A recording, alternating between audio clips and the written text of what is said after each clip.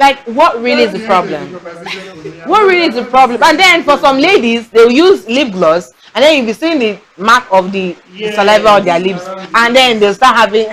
And see, you're beginning to talk too much. Can you just clean yourself up? Wrap and it then up. I'm not interested in this conversation. Okay, we're still on pet peeves, right? But so let's talk about people that pick their nose. How do you pick your nose in public? I just go inside that place. Either in the public space or the private space. Why do you pick your nose? Okay, we'll talk more on picking your nose when we come back from this really quick break. We'll be right back. Let's go on this quick break.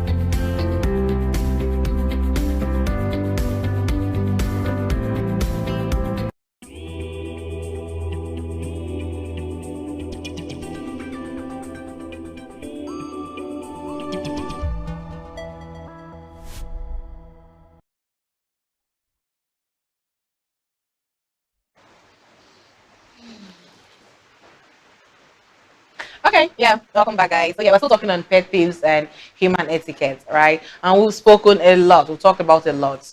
Urinating on the road, chewing loudly, chewing with your, talking with your mouth stuck with food, eating on the road, biting your nails, and then lastly, we're talking about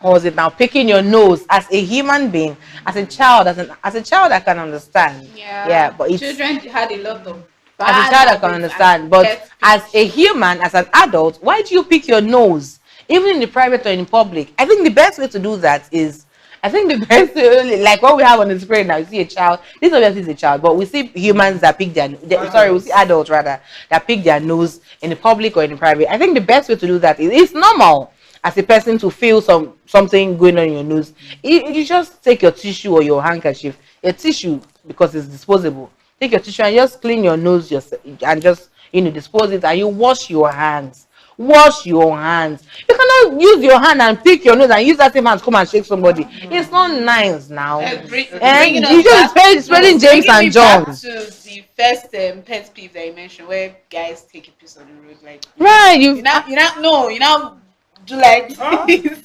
And then you are trying to call it, and then you that same hand. Because people don't even remember to wash their hands anymore. People don't remember to wash their hands. That same hand. Fine, yeah. I said, yeah.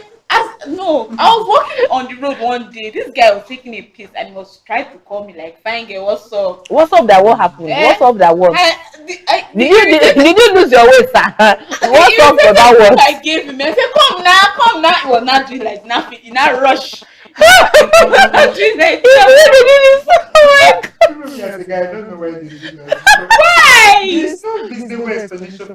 Well, I think they gotta shake off the residue so that they don't have anything left to drop. Next. Yeah, so let's talk about sitting positions. You can see Tejiri, she's well seated, crossing her legs, and Lekon is well seated as a guy, and then I'm well seated as a lady. For some people, for some ladies, they tell you, I'm putting on a trouser now so I can sit anyhow I like. Some with skirts or even gowns, they tell you, oh, you're a culprit. Some with gowns and with skirts to tell you, I beg, my laps are rubbing against each other. I cannot, I'm feeling heat. I want to sit down a bit so that I can be comfortable a bit. Yeah, let breeze blow underneath. Aside your privacy, but when I'm outside, I try to control myself. It's an eyesore. It's common sense to know that you should sit and close your legs. If you're wearing a skirt or a gown, close your legs. Your legs should be closed. Even if you're wearing a trouser, you can't sit and just wide your legs. You sit and you just sit. You can just cross your leg like how. Some people cannot comfortably cross their legs. It's fine. Sit down, in a way that you are seated, your legs against each other. Not sit down and then you just wait. For some guys, Lekon, just help us talk about your gender. Because your gender. If we talk now, they will say we are blasting the male gender. So, so yeah, talk about your gender. It's really appalling because a lot of times, especially in public places, you go for conferences where you're supposed to see educated people. You're supposed to see normal people that are supposed to be normal. You just it's disturbing. Sometimes you have to tell them, guy, move your legs. Close your legs a bit. Move your legs. Close your legs. Oh, you are sitting in church in a row. You know how they arrange those chairs. They are very close to each other. And then you have your section to sit on. The chair is your guidance. Sit as a proper human being. This is really Guys do it a lot. A lot. They do it a lot. And then even in public transport. Oh. When people are public transport, for somebody like me that is very small, they will just compress you. Oh God, they will start with you. They will get clumsy I and decided weird. that I will speak up. Right. Because Say no to bullying in public transport. Yes. your legs. See another public transport thing that I hate. Like you're sitting outside, someone has to. Why you? Why you doing that? Why do you want to? And then most of the times, They don't smell nice. They don't smell nice. They don't smell nice. You want to tell me that you smell bad? You open your ew. As the guy opens, the smell does it. She says, like, bros, I beg, close your hands. Because it's bad enough that your hands are even closed. Yes. They don't talk when it's not open. No, please don't do that. And then let me even use this opportunity to debunk this idea. Guys, of your sitting position. You, as a guy, you are free to cross your leg. Nobody is killing you. Nobody is holding you. Nobody. You do not take anything from your masculinity. Yeah. You are free to cross your legs. I think there was one time. I think when I was growing up, there was a rumor that this out where guys cross their legs, and this side. Anyhow, you are comfortable crossing your legs. Cross your legs. Make sure that this part of it. I think a lot. And the funny thing about guys is that our genitals are not like the females. Mm-hmm. If you are wearing a very free underwear, you can just move to one side. Yeah. And then when you open your legs, it's an eyesore. You are disturbing everybody. You're disturbing me. You're disturbing us.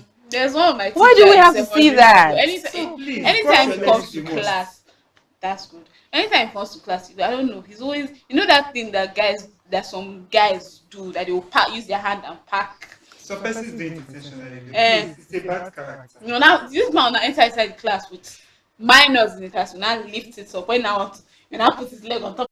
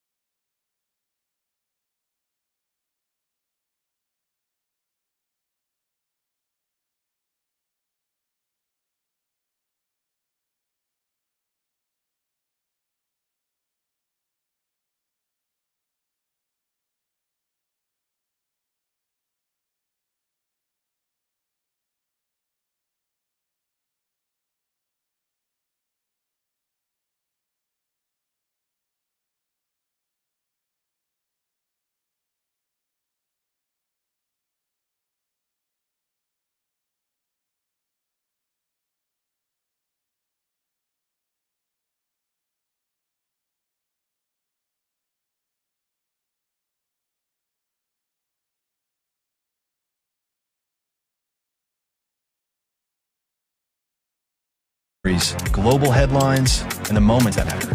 From exciting sports action to exclusive local events, we keep you connected.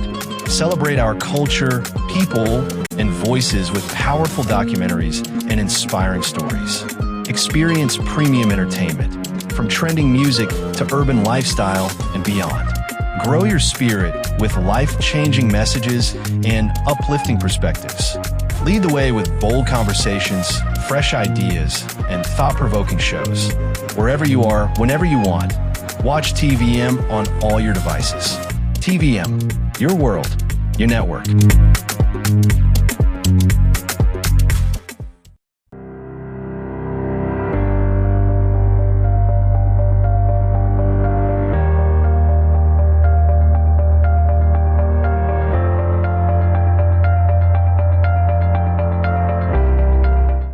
Can you introduce yourself and tell us a bit of your background into software development? Okay. My name is Paul Okodowa, and I've been working in the software industry for, say, almost a decade now, 8 years to be precise. And so it was, my introduction into tech was not so straightforward. It wasn't so straightforward. So I started from customer service all the way to customer success, and then I moved to content writing.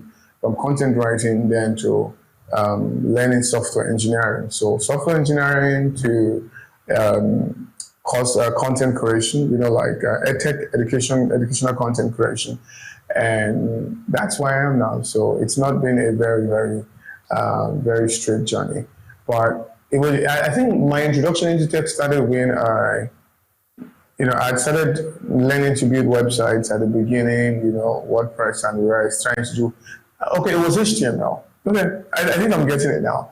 I was teaching in a school where I teach people how to design with CorelDRAW, Microsoft Word, those other stuff that we have those days. And there was this book in the office, and it has this how to build a website, very big book. It's from those O'Reilly, I think O'Reilly's how to build website.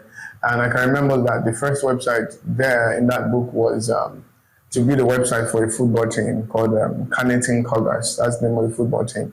And so I was following it bit by bit, just going through the HTML bit by bit. And I kind of really got interested because it was very easy to just translate what's inside the book all the way to the PC. That was my first experience trying to build website, and then went all the way to Dreamweaver. Dreamweaver was a terrible software though. So I went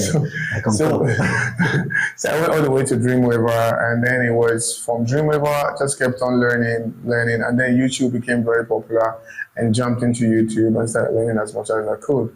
But it was, for the job part of it, it was majorly from customer success. So I didn't just go all the way to website, because I really did not know anything. I had the knowledge, but I really did not know how to put it into use. But I was doing customer success for a tech company. So that's how it just kept on going. What was that inspiration? From customer success down to software development, now you're into content creation. Although I don't like using the word content creation as a job description, because even if you are creating content, you are creating content about what you do. So what you do is the job. Okay. So what was your inspiration towards all through this journey, from one point to the next point? What inspired you to move and get to that point?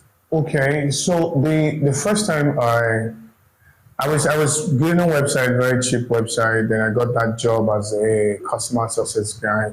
So I was paid 35,000 a month. And you can imagine how lean that was. And so I was paid 40,000, and then there was tax. There was not tax, it was insurance, I guess. And I think it was 5,000 and then it was 9,000 actually. So I was paying 5,000, my company was paying 4,000, and my take home was 30,000.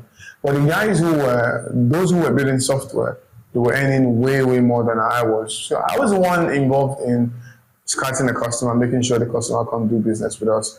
But I was earning very, very low, very, very little.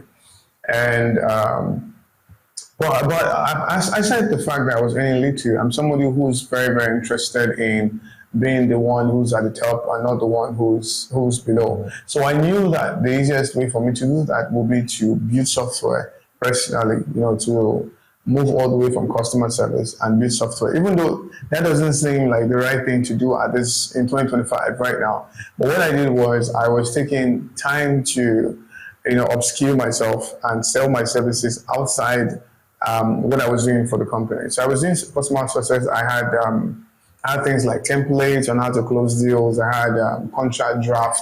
So I had access to all the things that was used in that particular company I was working for. So what I did was that I started to freelance on the side.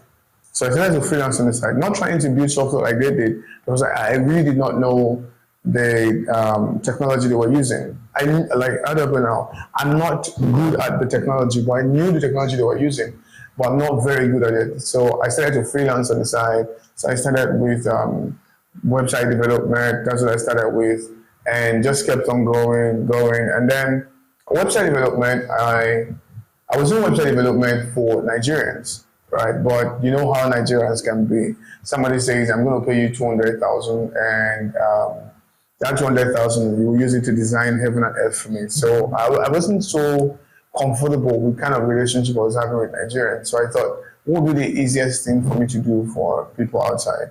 So I realized that probably my decision then, probably if I had continued web design, I would have been able to take it outside. But my decision then was that I was going to begin to build software, build web software, apps, internal tools, external tools for people outside the country. And that's just basically how I just started, building all of that. So when I say I'm a content creator, maybe that's the wrong word to use because I don't create content that makes people happy and all that stuff. So I would say that I'm a teacher. So I teach, I teach software development. Tech education.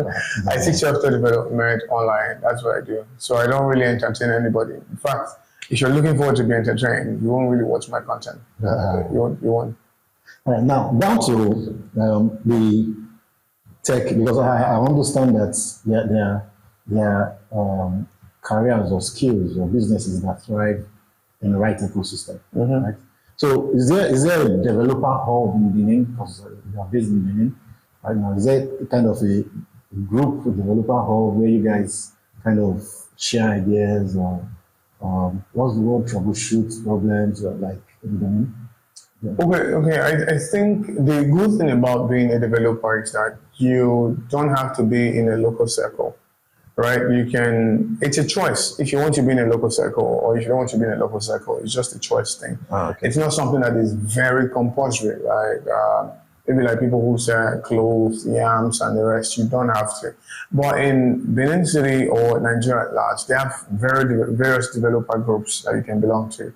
There's a Google developer group. There is an Untitled Designers.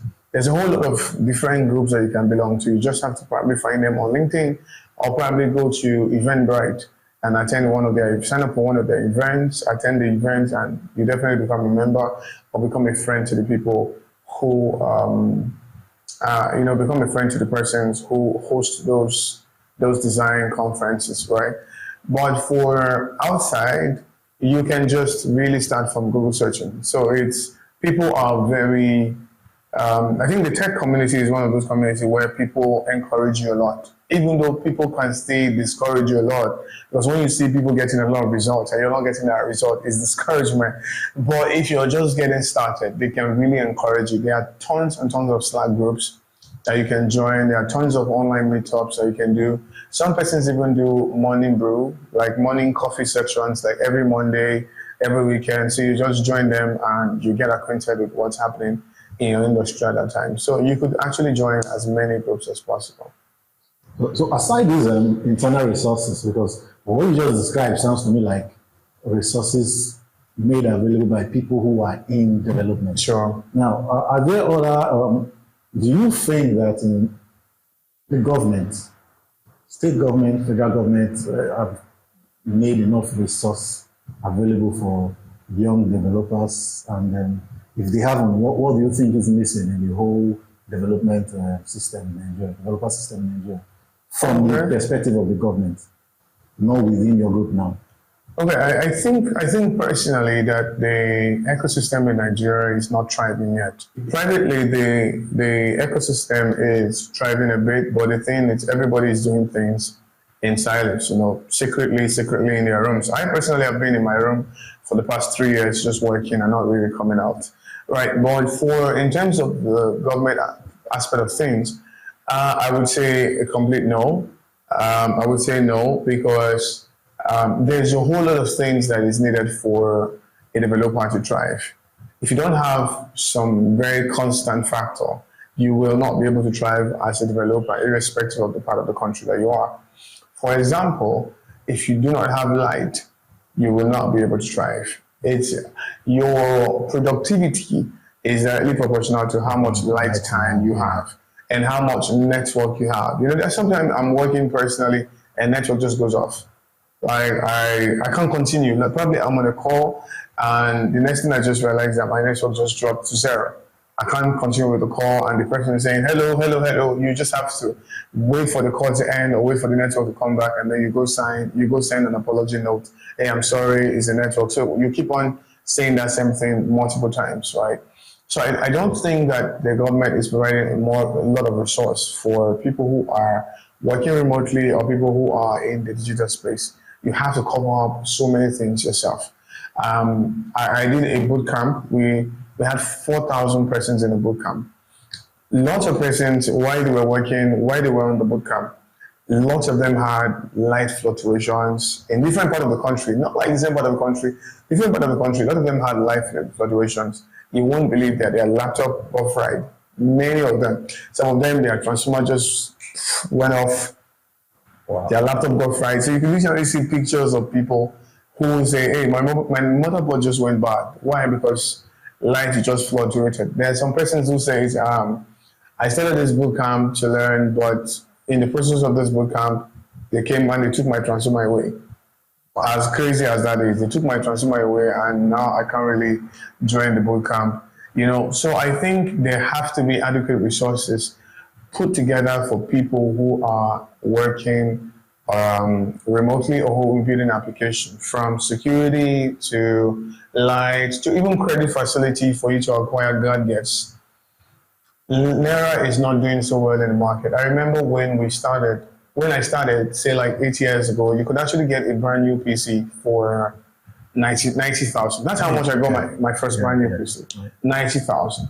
But now, if you want to get a brand new PC, you should be thinking like maybe 2.5 million. Exactly. So if you are a developer, irrespective of how good you are, there are some things that you will not be able to do if you do not have a very good PC that you want to use, right? So I think credit line will be a very good thing for the government to do. You borrowing money to get gadgets at 36%, it's a very, very terrible deal.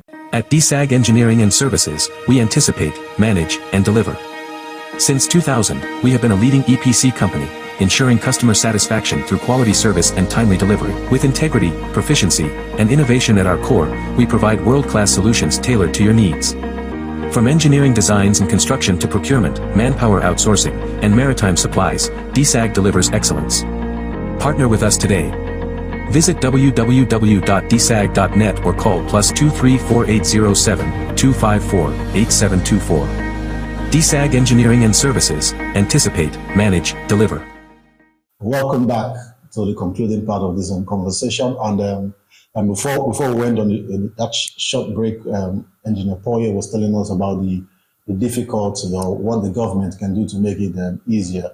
And I tend to agree with him because, you know, these days, the tech and the media space are kind of an outlet for young people to make a living. We don't have people vying for conventional jobs anymore. People are leaning inwards towards developing their skill and making money out of it. I for one, I can attest to the fact that it costs a whole lot of money to get power for production purposes for a day, to get data for a day. So it's actually crazy, you know, to spend 15,000 to 20,000 naira a day just for fuel to power because there was no national power. And meanwhile, you still pay for those. And there was one other thing too that I would like to chip into. There was also the difficulty in payments. Yeah, it's one thing I've noticed. We go through a lot in this country. Yeah. You want to buy something online outside the country, you go through hell to pay your money. It's not like you want to take somebody's money. Your own money that you have to pay for a product or pay for a software or pay for something or plugin or whatever it is, you go through hell to get it. I don't know what policy operates that, but man, it's not fair to young developers. It's not fair to young tech people. So thank you for being with us, Engineer Paul. Yeah, just want to chip in on that idea. Being able to collect payment as a person. So, you know, if you are a freelancer or you're a tech person from if you're a tech person who's based in Nigeria or maybe other third world country, especially in Nigeria, you will find it difficult to make payment and accept payment. I think there are a lot of policies that's making sure that these so-called big guys are able to charge directly your Nigerian card, or as long as your IP address is from Nigeria, there's just so many services that you can't really access. Just thinking of, I was going to pay for Google Cloud services just a few days ago. I tried my local card, it didn't work. I tried my foreign card, it didn't work. Tried a French card, it didn't work. It just doesn't work. This is something that if you live in the UK or you live in any other country, you're able to do this as easy as possible. But because you're in Nigeria, it's difficult. Even if you were building products in Nigeria and you're building for people who live in maybe in the UK or in the US, there is hardly any infrastructure that is based in Nigeria that you can use to charge that person, right? You would have to rely on Amazon, or you have to rely on Stripe. You have to rely on other tools that when you charge that person, you are going to pay your tax to those other persons. I mean, recently I was taxed $33 simply because I was charging somebody penny. I mean, the amount of money I was going to charge this person is so low, and before I was able to complete that transaction, I was charged as much as $33 just to complete a very simple transaction like that. That's how hard it is for people to transfer money. So I think that's something that the government will have to look on. Else, Nigeria will not be able to compete in a global space. We'll just keep building fintech product, or we'll keep on building the same product for the same people over and over and over again, and which is very, very, very terrible, if you ask me. Aside from even expanding the fintech, the tech space, I don't like using fintech because it's like fintech is the only thing we do in Nigeria. We'll come to that. Absolutely. But aside from expanding the tech space, it's taxable income that the government could actually. We pay tax to foreign governments simply because every day you pay tax to foreign government every day simply because of freelance. Yes, everything you do as a freelancer, you're doing it majorly in foreign currency, especially if you're somebody. Okay, let's say for example now, if you're working on Upwork, Upwork is a place where you go to bid for jobs. If you're working on Upwork, you first of all buy Upwork coins. They call it Comet. First of all, pay for that in dollars, right? And then when they give you, see how your Upwork money will go. When they give you product to work on an Upwork, I think they charge you about 30%. So that's minus 30%. Now you have your own 70%. Let's say the person is charging you $100. You're charging the person $100. Upwork take 30%, between the range of 20 to 30%, depending on how.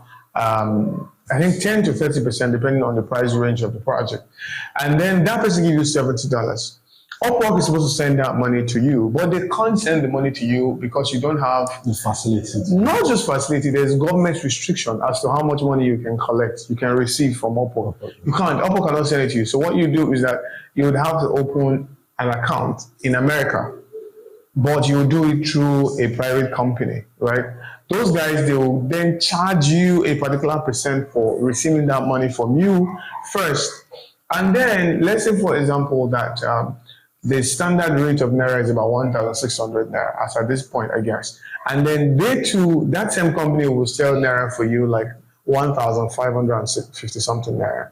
So for every $1 that they give you, they collect from you, they will charge you 45 Naira extra after charging the percentage to collect the money from you. So you see, if it's 100 Naira, it's $100 that they are collecting, they are processing for you to your local bank account in Naira. They will charge you 45 Naira times 100, depending on the rate. Sometimes it can be as much as 100 Naira. Wow. Right? So that means you pay 4,500 Naira just to take that money from that virtual account to your Naira account. So you can see how much you lose. 30% to Upwork, you come down, you lose about 2 to 5%. to maybe GeekPay or any of these other two, and then they want to transfer it to your account, you lose about 45 naira per person. So you see how much you're losing. If we had the infrastructure, right, it would have been very easy for government to handle that. Other countries are doing it. India handle their payment themselves. China does it. South Africa does it. Other countries are doing it. So I think the blockage in finance, so to say, we have the infrastructure because we were doing this before. Yeah. We had the infrastructure, but I don't know what happened. I'm not a financial expert, but I think the government just came one day and said, hey, stop it. I have my theory. I don't want to say it here because this is not the platform for it. But I have my theory. There's something I believe is the reason why, because I do pay. I remember when AliExpress was kind of getting traction. Yeah, you pay with your normal Naira card. I pay with my normal Naira. I used to card. pay with FCMB myself. I buy stuff from AliExpress and resell in Nigeria.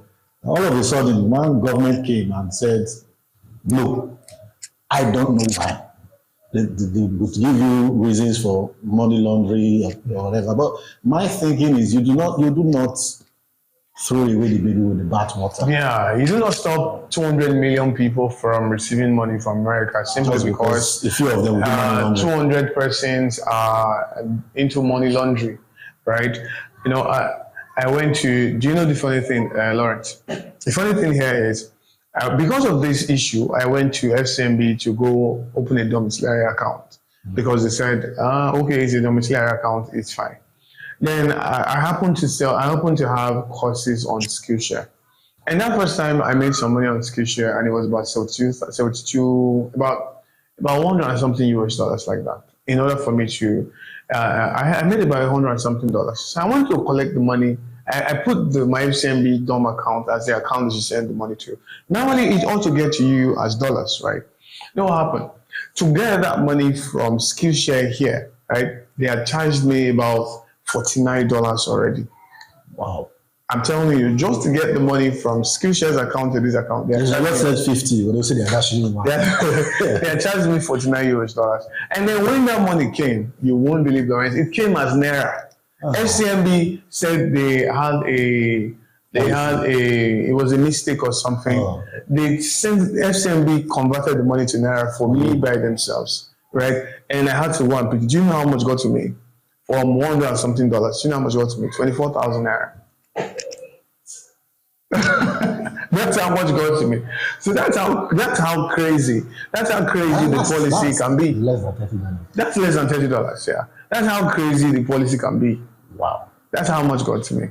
And I think at that time dollar was about 700 and something Naira. That's what got to me from changing about 130 something US dollars and sending it to Nigeria. What got to me was that price. And funny, I had to go to the bank itself to go and make sure this thing worked. FCMB said, we forgot, oh my God, we changed it. They changed it for me. They changed this thing for me. Well, we have to move on. We have to move on. We are not policy makers. We can only just ask. Absolutely. Now, there was something I've noticed in the Nigerian tech space. We have great developers, good developers who can make some fantastic, for instance, look at our fintech.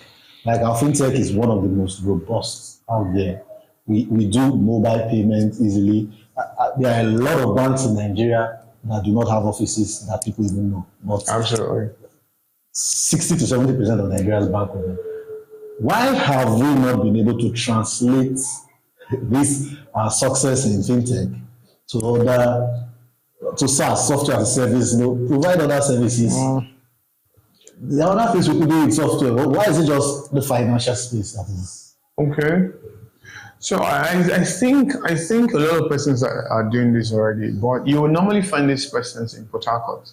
So if you're watching us and you want to go into spaces that are other than the fintech space, Port Harcourt is a place that you should be, not Lagos or Abuja or any of those places.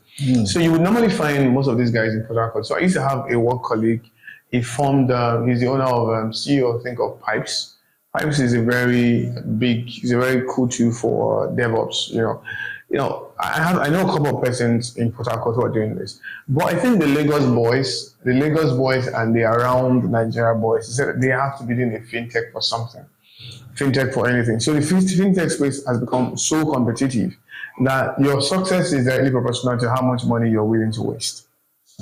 So if you have a fintech app, Uber for Suya or a Suya app, Abeg, any of these apps like that, your app will become very successful if you have a lot of marketing budget, or you can bring the price very low. So let's say, for example, the standard CBN rate is 10% per transaction, and you personally, you are charging 5 naira per transaction. So you're the one covering the 5 naira for CBN, right? So let's say you have, if you're, as long as you're willing to cover that 5 naira, as low as 5 naira, or probably, this 15 naira fee that people pay whenever they transfer above 10,000 naira.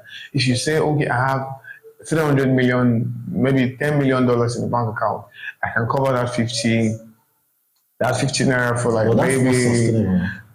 maybe 100 million transactions. People will leave you complex services like MoneyPoint, OPay, and jump all the way to you, right? So it's a very volatile market. People get into fintech to lose money, not to make money, right? So anyway, that's a talk for another day. But for reasons why people don't do business to business, because there's really no business. Yeah, you can really quote me anywhere. There's really no business to do business to business software for in Nigeria. Majority of the people that we sell to in Nigeria, they are customers. So it's business to customer. So you almost can't do business to business in Nigeria. You fail. You will not really succeed because there's so many things. There is not enough business in Nigeria for you to have a business software for a particular kind of people. Because when you're building business to business software, Lawrence, you have to niche to a particular set of people. Say, for example, we say you are building, today I was reading about a guy who built a software for people who are, who own pet farms, private pet farms in the US. I think it should be pet farms in the US. So that's a business to business something. People who want to manage their pet farms, they will pay for it. So then if you bring it back to Nigeria, let's say, for example, you want to build a software that people can use to manage bakery. So the question now is, how many bakery do you have in Nigeria, right? And how many bakeries will be willing to use a tech product like that, and for free? And how many persons will be willing to pay for that product in order for you to optimize their business? So when you have few business in Nigeria, like the number of businesses in Nigeria is few, but the business that we have in Nigeria are people who just hand to hand, let's just do the things that we can. I'm selling Suya, I'm selling Zinc. But if you say core SMEs, we really don't have SMEs that you can really, really build for. I will always say that Nigeria is the opposite of South Africa. South Africa has so many B2B products that people are saying, oh, how can we build B2C products? Nigeria has too many B2C products. Everyone is saying, we are all the business. So we don't have the market for any B2B product. And another thing is, this is the one that will break the camel's back. Nigerians don't like paying for anything, especially if it's a made in Nigerian product. Nigerians don't like paying for. If there's no white man inside, if you want to sell to a lot of Nigerians, you have to use a white guy as your advert guy. Yeah. If there's no white guy inside, if you're not saying like this product is made from China, this product is made from UK, one UK address, one American address, and lots of Nigerians don't really think that it is very, very cool, right? And Nigerians hate paying for something. Somebody made a post recently on Twitter, and the person said that Instagram, they're charging about 2,400 naira a year for premium. I think they were doing it on promo or something. Do you know what Nigerians said, Lawrence? They said, don't worry, don't pay. Don't pay. I have a cheat that will enable you to have it for 2,400. This is less than that's like 2,000 a month. That's like 200 naira a month. 200 naira a month. Yeah, that's 200 naira. Yes, and that's $1.50 or something a year. And the Nigerian person came around and said, telling people not to pay, that he has a cheat code. Yeah. So talk less of you're building a B2B software and with all the cloud infrastructure, everything that you want to do, and so you're charging. So I think what Nigerians should do, if you're a software developer, I think what you should do is that you should build for just built for outside the country. Wow. Just built for outside the country. The Nigerian market itself is not ready for it's not ready for business to business software. I remember when MoneyPoint came. I think they were not MoneyPoint before. They were another name. They were providing infrastructure for banks, for FCMB, all these other banks. That's what they were doing. And their infrastructure was helping the banks make a whole lot of money, right? And the banks, they were not fulfilling their own side of the bargain the way they should. So what they did was they called out two guys and said, okay, I think we can deploy this infrastructure ourselves. Since we're the owner of this infrastructure, I think we should create a product that we'll be able to use to deploy this infrastructure, that we'll use our own infrastructure for another product. So they called out two guys, and those guys started researching on this product called MoneyPoint. So they started in Lagos, a very small catchment area in Lagos. They produced the POS and they were going to collect feedback, right? And the feedback they noticed was that payout was a thing. Like payout, the other banks will wait, they will pay you the next day. So MoneyPoint now came out with a solution that we're going to settle you that same evening. At the end of business day, we will settle you. So once Nigerians heard that these people, they settle you same business day, everybody bought it. So though they were still giving bank infrastructure, but MoneyPoint began to grew so big that they were processing as much as 2 billion. They are now processing way more than bank on a daily basis. I see that bank is I see that bank, in my perspective, as the biggest bank in Nigeria right now. Almost every business is using MoneyPoint now. So they started producing so much money, they left their infrastructure business. And MoneyPoint is now the business now. No more infrastructure business. I'm not sure they still provide infrastructure for any banks now. They left all of those stuff and now it's MoneyPoint. So majority of the businesses that are in Nigeria now, if you own a software business, it's not advisable to build a software business in Nigeria. Instead, build a software business that you personally can use to work directly with the customers. That's how you make money. Else you're just going to be there. You're not going to make money. So meaning before there has to be a cultural mentality shift. Absolutely. Before you can build anything B2B, there have to be a culture shift that everybody likes to pay for what they consume. Like we have to be a country where we understand there's no freebie. Let me play the devil's advocate here. I'm not sure I would blame Nigerians totally because we have been burnt a lot of times for instance, power company now. Power company is one big example that burns us. We pay, like if you live in areas where you do what they call postpaid. Is it postpaid? Yeah, postpaid. You won't understand what I like, where you just pay a fixed amount a month. You just come and give you 35,000-40,000 naira a month. If you don't pay more than 80% of that, they disconnect you. And that has been the method from time. So you have, for instance, you could buy data. I'm not mentioning any network. You could buy data. There is one very notorious one that gives a lot of cheap data that doesn't work. You buy data and you struggle to use the data, it will not work. So I think there's a little bit of mistrust. I think there's a mistrust. We don't even trust the ones foreigners bring. Then the Nigerian man that is like us, that has our same mind, will not trust that one. So, but the truth is, it's not always like that. Because in my mind, the way I see that, like if all this fintech, all these mobile banks in Nigeria are doing well, we should not struggle with software development in any other thing. No, Nigerians, believe me, I personally work for, I barely work with Nigerians, I work for people outside, and they don't really have any trouble with the software that I build. Nigerians build very, very good software. We build great software, very good software. We work for people all over the country. If you go on GitHub, I think Nigeria should be the country with the third highest GitHub Git commit in the world, not in Africa, I mean in the world. So we should be like, we have some of the best software developers in the world. So we work well, but I think the thing here is how Nigerians interpret value. Yeah. A lot of Nigerians don't interpret value the way people see it. For example, I'll take app design for an example. Somebody comes to you and say, hey Lawrence, I need you to build an app for me. And you say, okay, I'm going to build it. And you say, how much?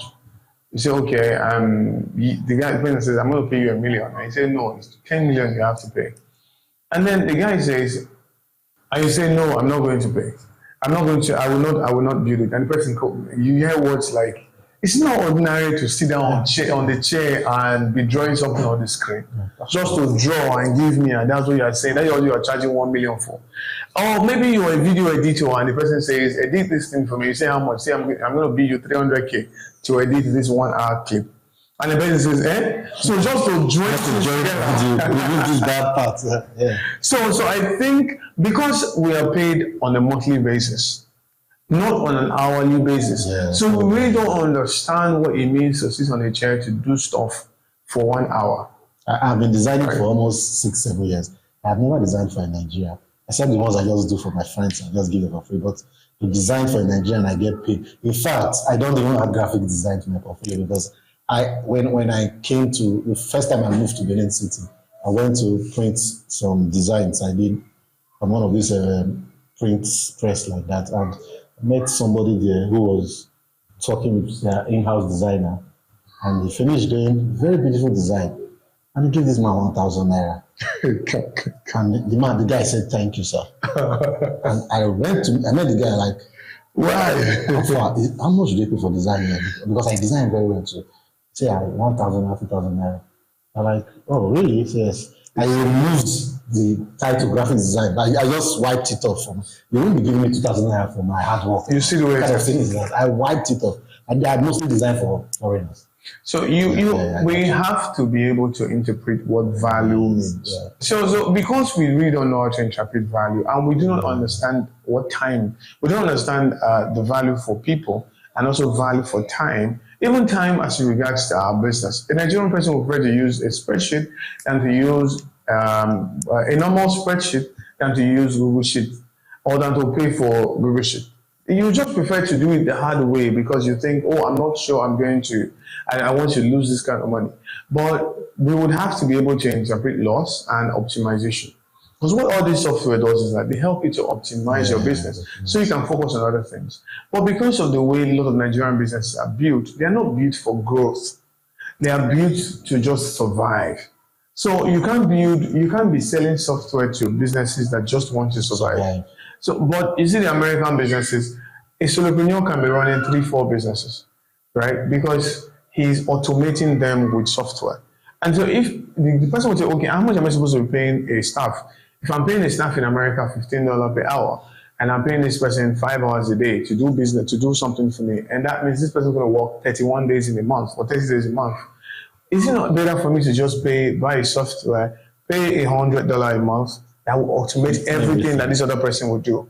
So that means instead of paying 5 times 8 is about 40, 40 times 30 is about 1,200. Instead of paying $200 a month, it would be a lot better for me to pay $100 a month to a software that will optimize everything that person is supposed to do. I will just sit down on my chair, take 1 hour, or pay a developer 1 hour who will set up these things for me, and for the rest of the month, it just runs. Well, I hope we get to that. I hope we get to that point because it's increasingly becoming, I don't want to use the word frustrating, it's painful to see. I know a lot of what softwares can do, particularly the influx of artificial intelligence that we have now. A lot of my productions now I do with artificial intelligence. I pay for them, and it's made my job easier. I do not have to get a whole lot of people to work for me anymore. It kind of makes things easier, even in terms of even things as when you're developing a plan, developing a structure. Yeah. So all those things come in handy. I think as Nigerians, we should start doing better to understand value, appreciate value, and at least pay the right price for value. I think we have covered everything that we have to cover on the time for this episode will take us. I would have loved to ask Engineer Paul if he has advice for any upcoming developer, but if you ask me, he has thrown nuggets all through our conversation for upcoming developers. If you are developing right now in Nigeria, he said try and look for clients outside the country. Absolutely. Just try and look for, so you survive, because it's not cheap. Absolutely. It is not cheap to run your business. Yeah, it's not cheap to run your business here. So you try and look for clients outside the country. Then if you are a policymaker in this government, let's be fair to Nigerian youths. They are the future of this country. If you want to be honest with yourself and you want to know how Nigeria will be when you leave, try to extrapolate 20 to 30 years time. The only type of people in Nigeria are people like you who all they know is politics. How would Nigeria be? If 90% of Nigerians are politicians, how would the country be? So if you're a politician or a policymaker, think like that. Regardless of how beautiful politics is now, you still need the software developers. You still need the media technologists. You still need the bankers. You still need teachers. A lot of government schools now, that's the topic for Hardy, but a lot of government schools now filled up with old teachers. And I keep asking myself, by the time all these people retire, who is going to be teaching? You still need teachers. You still need your drivers. You still need all these people. And if you keep making the environment uncomfortable for them, they start looking for resource outside. And before you know, they'll leave you alone in the country. So, absolutely. So please, to our policymakers, let's try to make things easy for our Nigerian youth to better their life. So thank you very much, Mr. Paul. You're welcome. I appreciate it. Me too. And if you want to understand what he meant by Nigerians can develop software, check out our TV app. He did that. Just go to the Play Store or the Apple Store, download the app. He did that. That was him. So thank you very much. It's a beautiful application.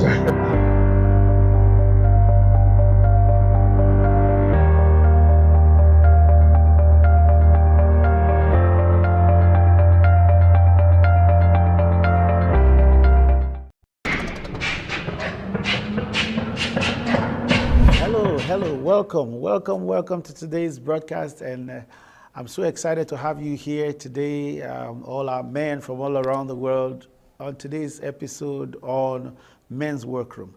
And today we're starting a new series on a fresh start.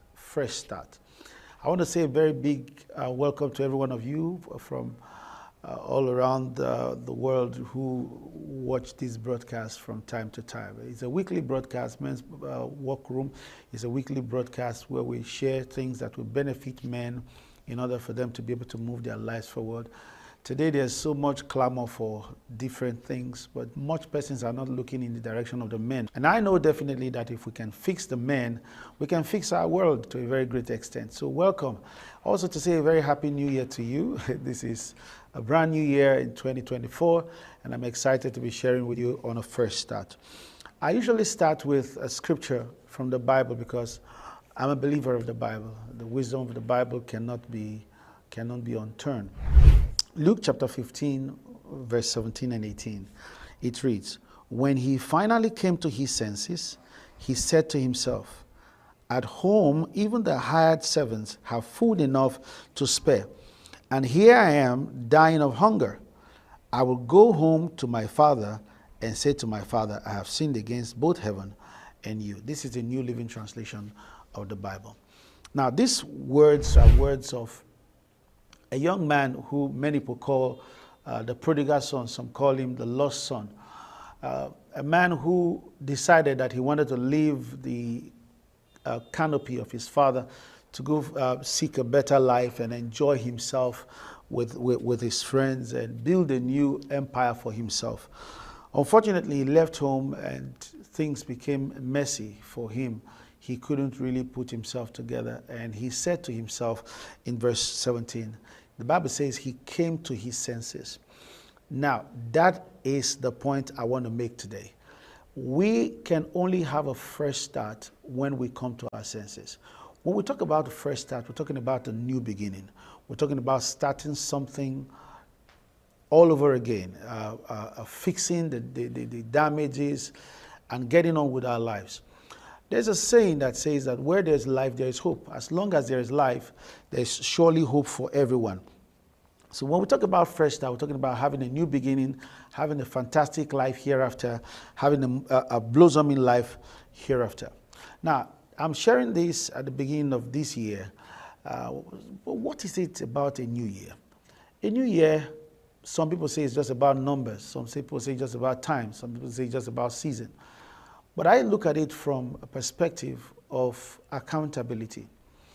A new year talks about us having a sense of accountability to have a retrospect on how we have lived our lives, in looking at the kind of future we want for ourselves, where we are on that journey, and how we hope to make progress victoriously. When we're looking at a new year, we're looking at a new opportunity to have a new start, a fresh start, to begin again, to take account of our life, do a personal audit of our times and everything, and then start positioning to move our lives forward. So my question to you today watching is, where are you right now? As it pertains to the major part of your life, which is your spiritual life, your relationship life, your financial life, your life with your children. Where are you right now? It is important that we all have a good understanding of where we are so that we can know where we're going. One of the worst things that can ever happen to you is to set out on a journey and not knowing where you're going. And all of a sudden you find out that you don't really know where you are. That's what they call LOST, lost. You're lost. If you ever find yourself in that kind of position, you're lost. I remember one time I was traveling with my team and we missed our way. And thank God for Google Map. I had to tune on to Google Map. That was a pretty long time ago. And it could tell us where we were and how we were going, how to navigate. And back we were up at the expressway leading us to the state we were going. You don't want to be in such position because you could just be burning your gas. It's just like a pilot losing his compass up in the air. Everybody's going down except a miracle happens. So where are you right now as it pertains to your relationship, your finances, your relationship with God, your spirituality, your relationship with your children? Where can you say you are right now? Now, if you cannot tell, then you're in trouble. But that's why we're here. We're here to help you find your path and set out on a new journey because you need to succeed. I know people call your name sometimes and they praise you, they call you a champion, but only you can tell if you're truly a champion or not. Because our sense of acceptance of the praises men give to us can, in our own head, will only be compared to the kind of destiny we want. If we are not seeing ourselves making progress in the kind of destiny we want, whatever people are saying will not make sense to us. That's what they call inner satisfaction. Inner satisfaction. People can be singing your name, singing praise of you, but if you are not on that track for the kind of future you want, you need to stop. I mean, you need to stop right there and start thinking in order to be able to face the right direction. So we all need to get it. We all need to get it right. Like the prodigal son, the Bible says he came to his senses to make new strides. That's what you need to do in your business, in your family, whatever it is that you need to work on, you need to set out. You might say, oh, man of God, you do not understand, or Pastor Victor, you do not understand. I've been burnt in business. I'm stranded. I'm broke. You see, let me tell you one truth. Life never beats you to the point when you do not have options. You always will have options. You're either going to look up, look inwards, or look downwards. Look up, look inwards, or look downwards, If you look downwards, you're dead. If you look upward, you always find help. If you look inwards, it's not every time you find help. You only can find help inwards when there is flow from the upwards. So it is very, very important. So in looking at this, I need you to do this for yourself very quickly. Take a pen. Write down where you want to go. And trace it like a graph back to where you are.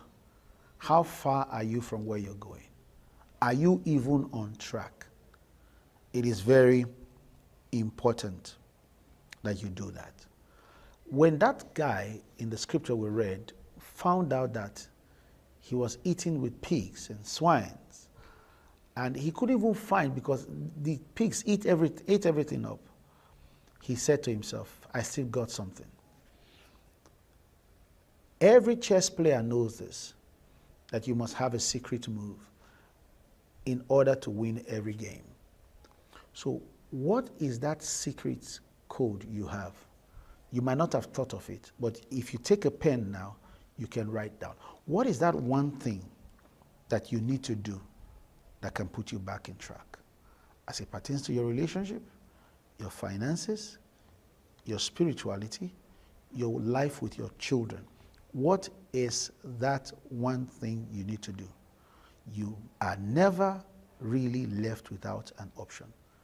If you start writing down, you will find out. For this guy, it was his relationship with his father. He knew if he could find a place in his father's heart, even if not as a son anymore, even as servant, he will have food. He will have pleasure. He will have satisfaction, at least to a reasonable degree. We all know the story. The father accepted him, he was restored, he got the kind of ring he never got before, and life became better for him. We are only hopeless when we sign in for hopelessness. So when you're done writing that, I'll tell you, get started.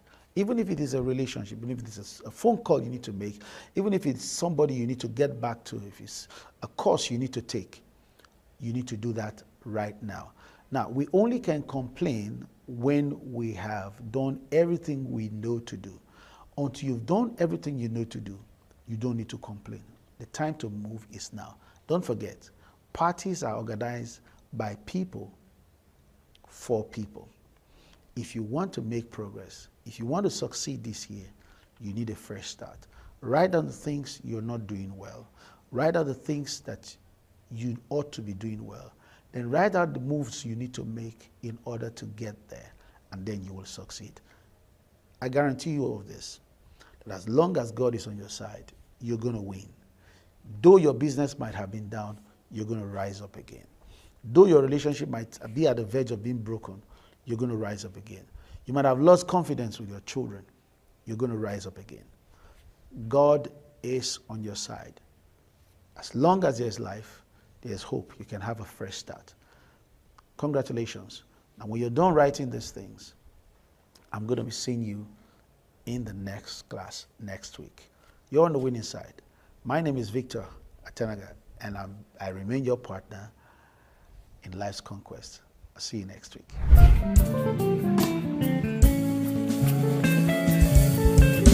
I hope you enjoyed today's episode on Men's Workroom. For questions and contributions, please do write Reverend Victor Atenaga via the email address showing on your screen. And we're going to get back to you answering your questions. Thank you for watching Men's Workroom. Welcome to DERSAG Engineering and Services Limited. We hold several specialized permits with the Department of Petroleum Resources, are accredited with service and product codes by NIPEX, certified by Dun & Bradstreet, and proudly ISO 9001:2015 certified. Our areas of expertise cut across critical sectors, including manpower sourcing and supply, engineering services, construction and fabrication works, specialized procurement and supply, operations and maintenance services, and integrated marine services, delivering supply boats, crew boats, tugboats, barges, houseboats, and speed boats. At DERSAG Engineering, we are committed to quality, safety, and timely delivery, ensuring that every project meets and exceeds expectations. DERSAG Engineering and Services Limited, your trusted partner in delivering world-class engineering and energy solutions. This is TVM. TVM delivers breaking stories, global headlines, and the moments that matter. From exciting sports action to exclusive local events, we keep you connected. Celebrate our culture, people, and voices with powerful documentaries and inspiring stories. Experience premium entertainment, from trending music to urban lifestyle and beyond. Grow your spirit with life-changing messages and uplifting perspectives. Lead the way with bold conversations, fresh ideas, and thought-provoking shows. wherever you are, whenever you want. Watch TVM on all your devices. TVM, your world, your network.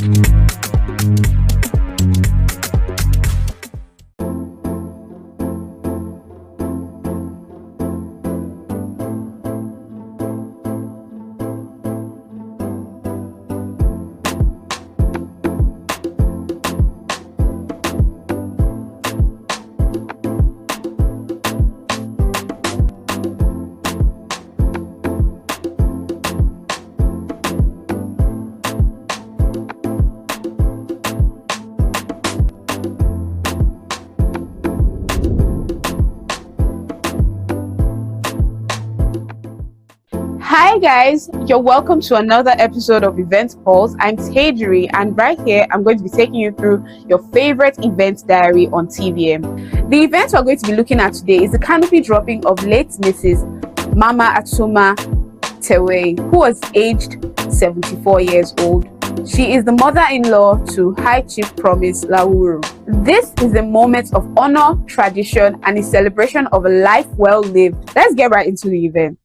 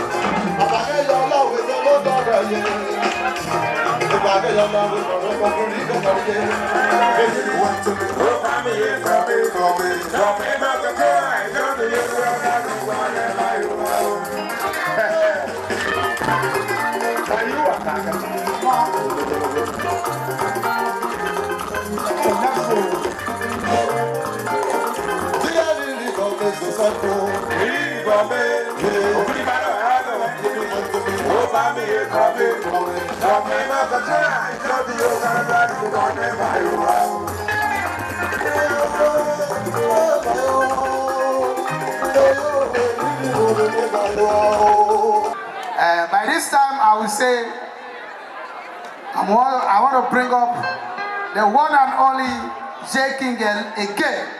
Is the one that I've been, if I would call him the OPO of our time. Person where they try. Timmy Yankee, I see you. I don't know why J King they call you ordinary counselor. I don't know. But Mr. Bless, I go call you that name because they sweet me. Ordinary counselor. Okay, I go pay. In the pay. Okay, no while I go pay. We are seeing me up if anybody, I know the fear I go pay.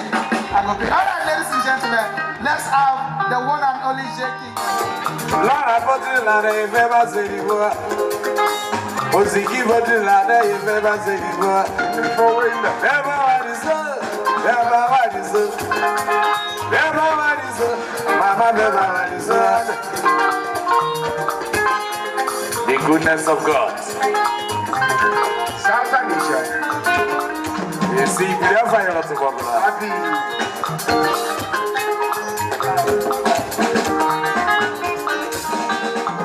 everybody's up.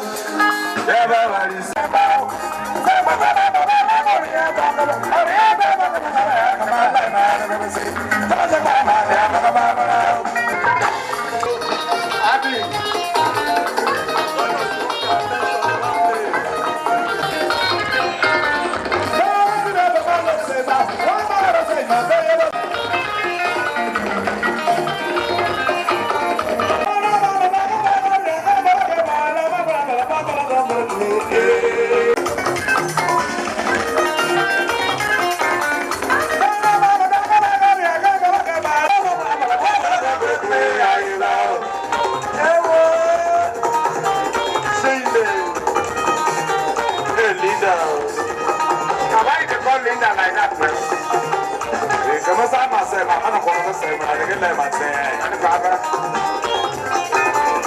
I will die for you.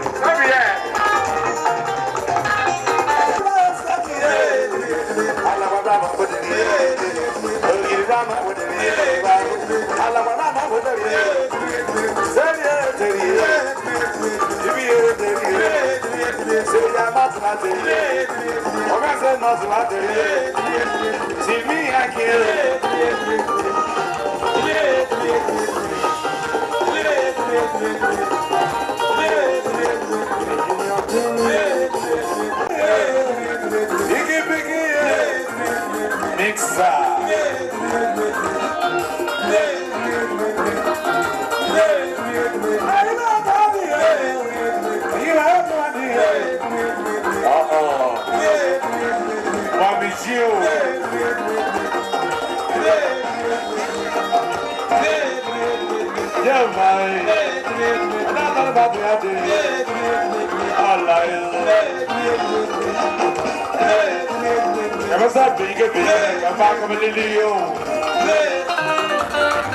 Mike in here off. Send me pretty to me.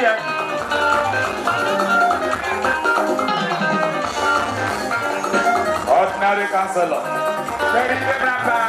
E come tu lo camaglione per non copiare il mio prato di. Diciamo che delle nane molte.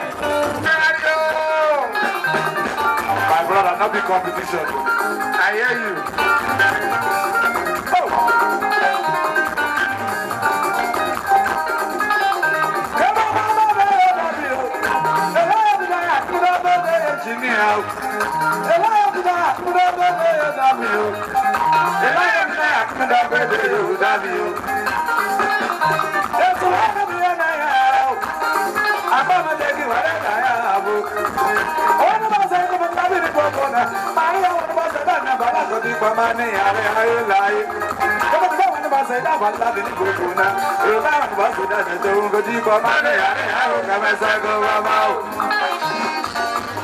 Ordinary councillor. E eu vou comprar um buraco meu.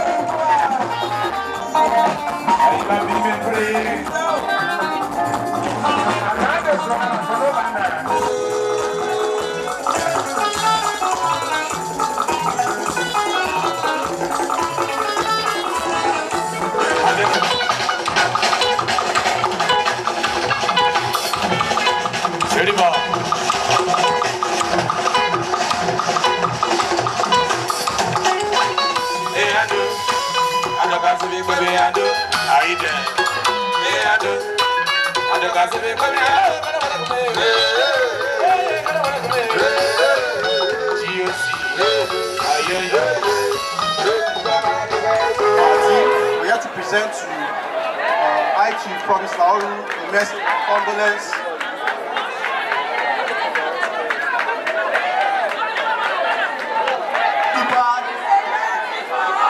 Thank you.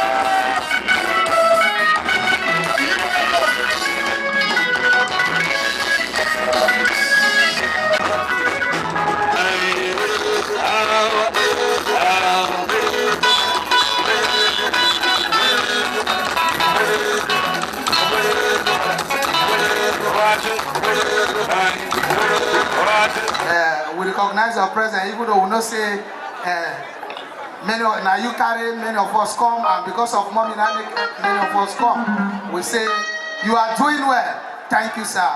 And I will say the thing where you define, you go see him in Jesus' name.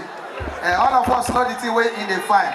I will pray say you go see him in Jesus' name. And all the friends and family of this great woman that have come to celebrate or to be with the family in their moment of grief, we say thank you for coming. I beg, anything you see for your table, take. It come from the family hand, it come from the in-law hand. Anything where you see for table, take. So that we will rejoice together to ensure that this day goes successfully. Another portion of Simbra Hotel. Yes, Simbra Hotel, God bless you. Okwendiri Pera, I see you, you came in, I see you, God bless you, thank you for coming. Mr. Kenneth Bia, God bless you. Active Ladies of Promise Lawuru, God bless you, thank you for coming. And all the media, as you spoke media, I see you, and everyone.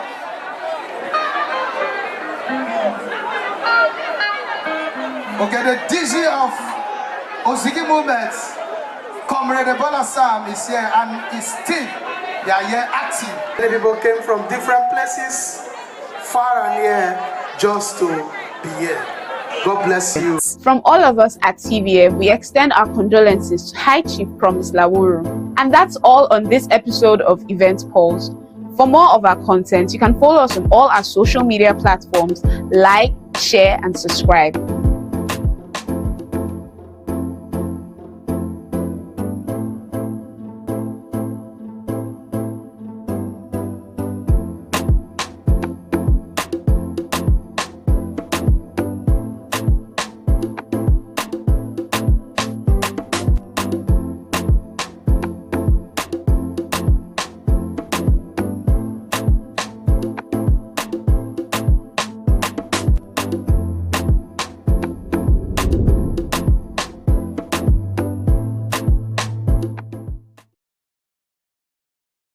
This is TVM. TVM delivers breaking stories, global headlines, and the moments that matter. From exciting sports action to exclusive local events, we keep you connected. Celebrate our culture, people, and voices with powerful documentaries and inspiring stories. Experience premium entertainment, from trending music to urban lifestyle and beyond. Grow your spirit with life-changing messages and uplifting perspectives. Lead the way with bold conversations, fresh ideas, and thought-provoking shows. Wherever you are, whenever you want, watch TVM on all your devices. TVM, your world, your network.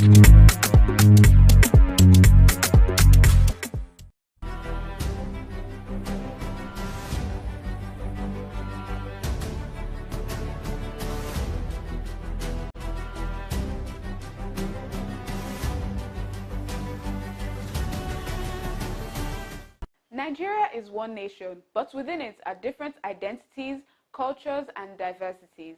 So how do you govern a country that is this diverse? Here on Explain Nigeria, everything is going to be broken down for you.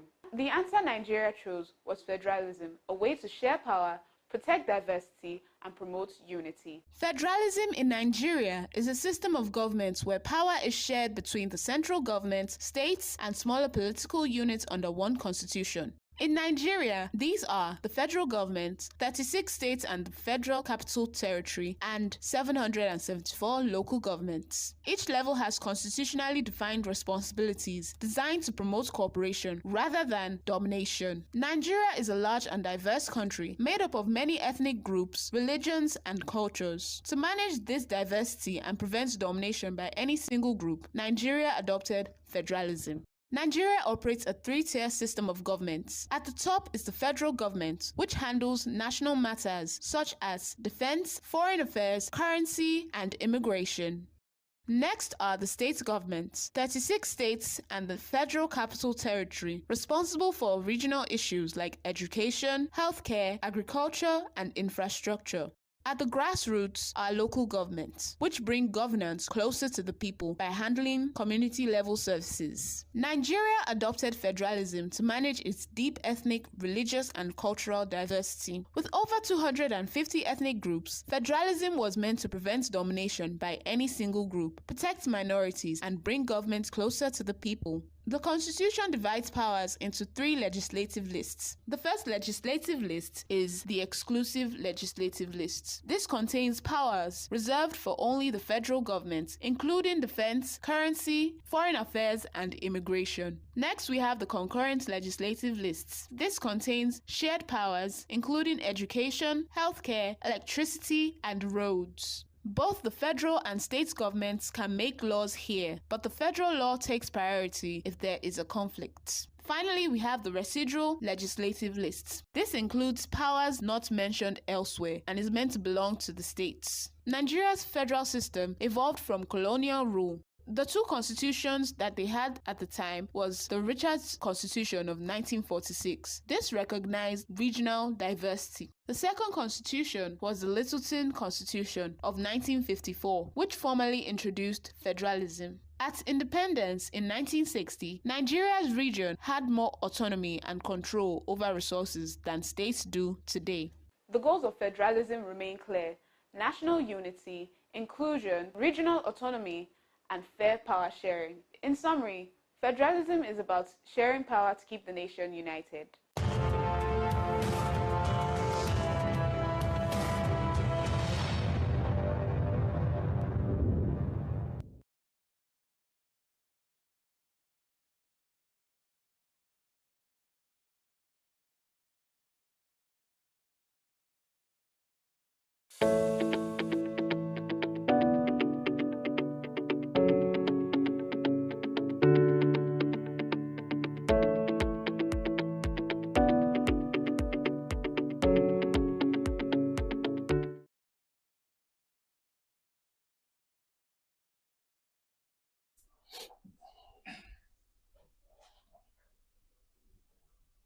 Hello, welcome to another edition of Money and Market.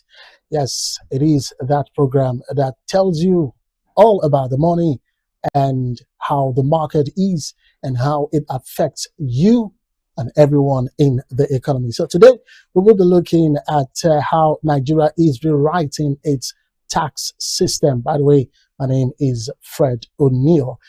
Okay, so the big question is simple yet big, yeah, and it is all about what we want to talk about today on tax reforms and you. We want to look at how the government is, raking in a lot of revenue via the tax, but then is government shifting burden to the citizens, all in the name of trying to generate revenue to run the economy. So today, like I said, tax reforms and you is government shifting burden to citizens. Okay, so like I said earlier on, the Nigerian government, as it were, is rewriting its tax system. Now, if you've been following, we have a new tax regime that actually kicked off some part of it in June 2025, and then in totality kicked off the first day of January 2026. So like I said earlier on, the big question, yet simple question, is, are those reforms that we now have in our tax system, are those reforms fixing the economy, or those reforms are shifting the burden to you and I? All right. Recall that we have the VAT, the value added tax, to the income tax. We have whether it is from these taxes, the VAT and income tax, or from small businesses to everyday Nigerian or consumers. We'll break it all down here today for your listening pleasure. And of course, for you to understand, because that's what Money Market is all about. We break things down. We don't give you all the economic jargons. We break it really, really simpler for you to understand. So let's start with the Nigerian reality. The truth of the matter is, when it comes to taxation, Nigeria has one of the lowest tax revenues in the world. Tax to GDP is approximately about 10 to 13%. Yeah. And of course, when you look at it vis-a-vis the African average, which is pegged at about 16 to 18%, you know why we are saying that. And of course, on the OECD, they have it pegged at approximately 34%. And this means one thing: the government doesn't earn enough from taxes. Let's look at the revenue structure first of all. Our first go-to graphics today. On this pie chart, you can see that oil revenue is approximately 50 to 60%. You look at this particular graph now, I mean this pie chart, so to speak, you understand that the bulk of revenue is coming in from the oil sector. What about tax? Because that's what we're looking at today. Now, tax revenue here is approximately 30%, where the government gets its revenue from. And then the other sectors or the other forms of revenue that is gotten by the government is just about approximately 10%. But look at it. The oil revenue is where the bulk of the oil sector, I beg your pardon, is where the bulk of the revenue is coming from, approximately 50 to 60%. Now, let's take note of some key factors here from what we've seen on the screen. Oil revenue, no doubt about it, is unstable.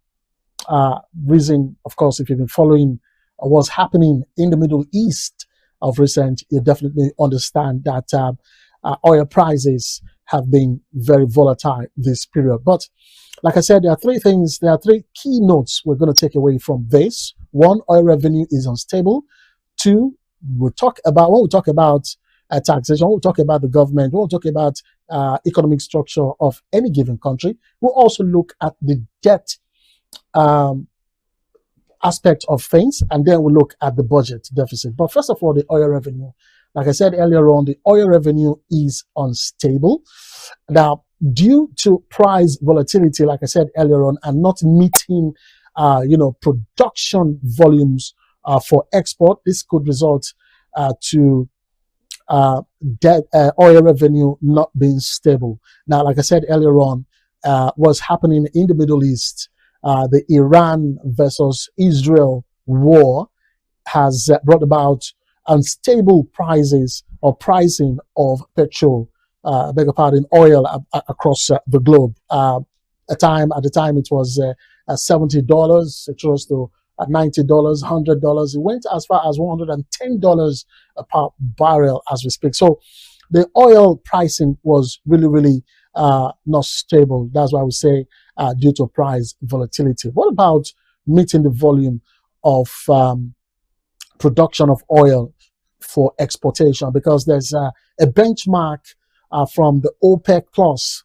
how much volume countries are expected to produce and of course export. Is Nigeria meeting that volume? The answer is no. So that would definitely bring about oil revenue being unstable. Now, the second point out, the key that I talked about is debt. Now, debt is rising in Nigeria. The debt is rising as a result of borrowing.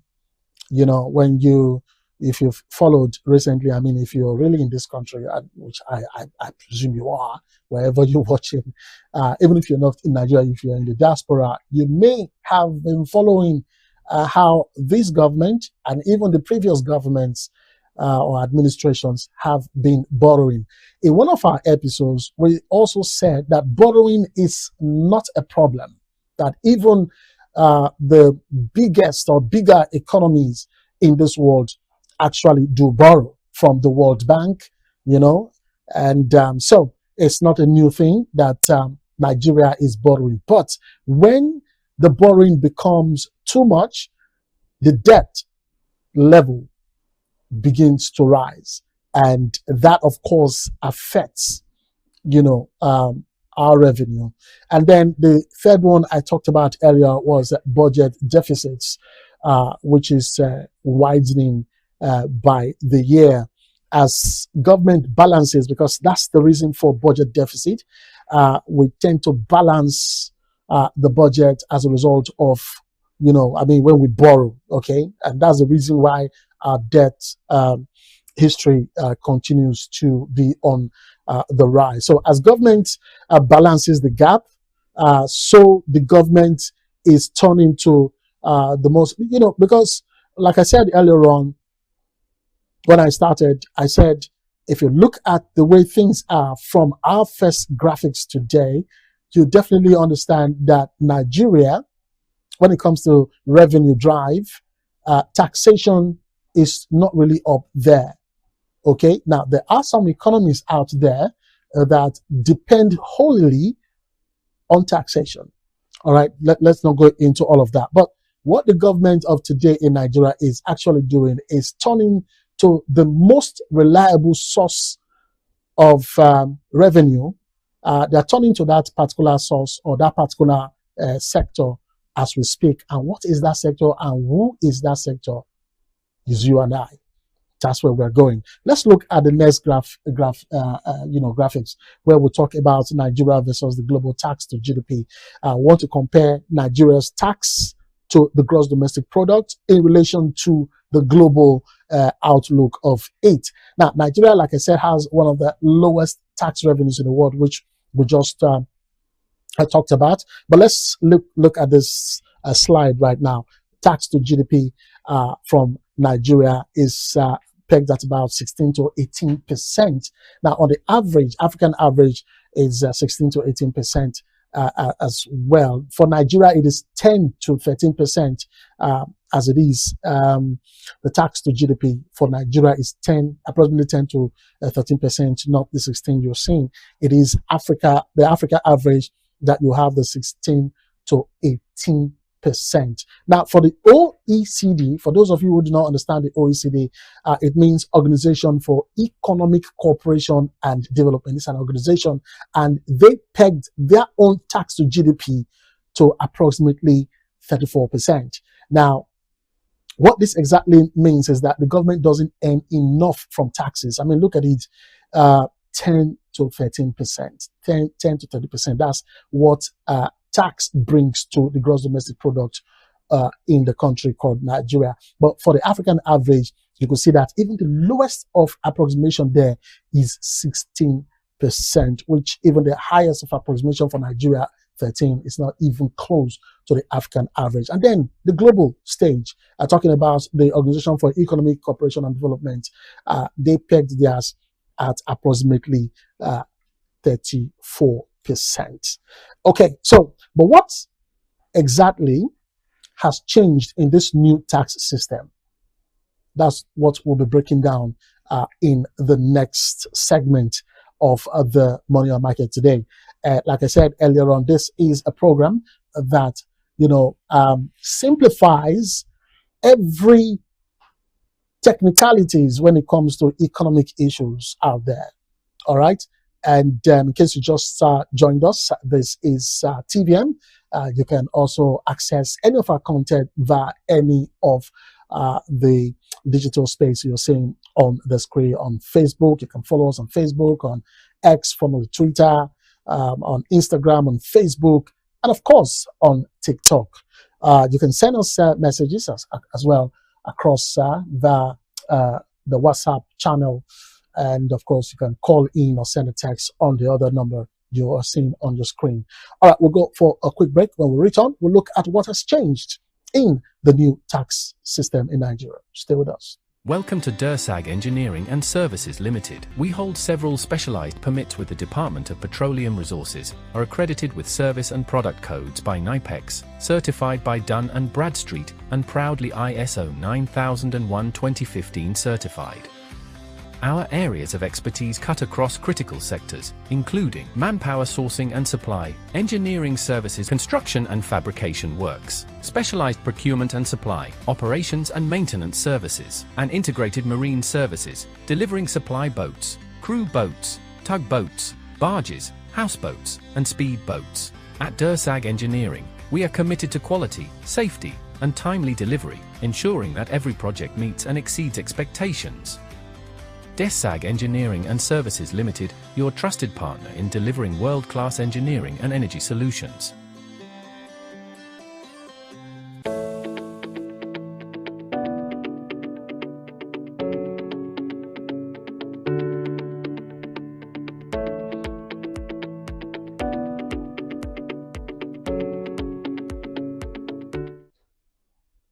All right, welcome back from that breather. And in case you just joined us, this is TVM, and of course you are watching Money and Market, and we are talking about nothing other than tax reforms. And what is the government doing? Is it that they are shifting the burden to the citizens? That's what we're looking at. Let's really look at this tax reform system. And before we went on the break, we were saying that what exactly has changed in this new tax reform system. There was a regime, a former tax system, and we now have a new system. So what has really changed in this tax reform system? This is the month of, this is more or less like the 4th month of the year 2026. And fully, the new tax regime has begun from the 1st of January. So we can now say, we can be able to say this is what has changed or this is not what has changed. All right, so what has changed? What has changed? That's a question. Nigeria's tax reform, we're going to break it really simple for you to understand because this is one topic, one subject matter that, many Nigerians still do not understand. So we're doing our best to let you understand the different sections, the different angles. And like I said in one of our episodes, that is what we will be doing. We'll just be picking some key areas of the tax reforms and talk about it. But for today, well, let's just look at whether the government is shifting the body of making money or going for revenue drive. Is it basically that the government is now shifting the burden on Nigerians to get revenue? All right. So the Nigeria's tax reforms are the biggest overhaul in decades. I mean, what the President Bola Tinubu has brought onto the fore, it is one of the biggest overhaul in the taxation regime. Let's look at the key changes and we explain. One, we have fewer taxes. Two, we have income tax relief. Three, we have VAT structure. Four, we have expansion. Yeah, we have expansion of tax net. So these are the areas that we're going to be looking at quickly. Let's start from the first key changes. One of the key changes, the first one, fewer taxes. Now, back before this new regime of taxation came into play, we had over 60 taxes that were in existence. Let me use that word. Like I said, I want to break it down. Now, what we have today, that's the key changes. We're looking at the difference now. What we have today is less than 10 taxes. So you can see the whooping difference there. Before the new tax reforms, we had 60 plus, taxes, but now we have less than 10 taxes. You understand? So back before this new tax reform, we had compliance issue.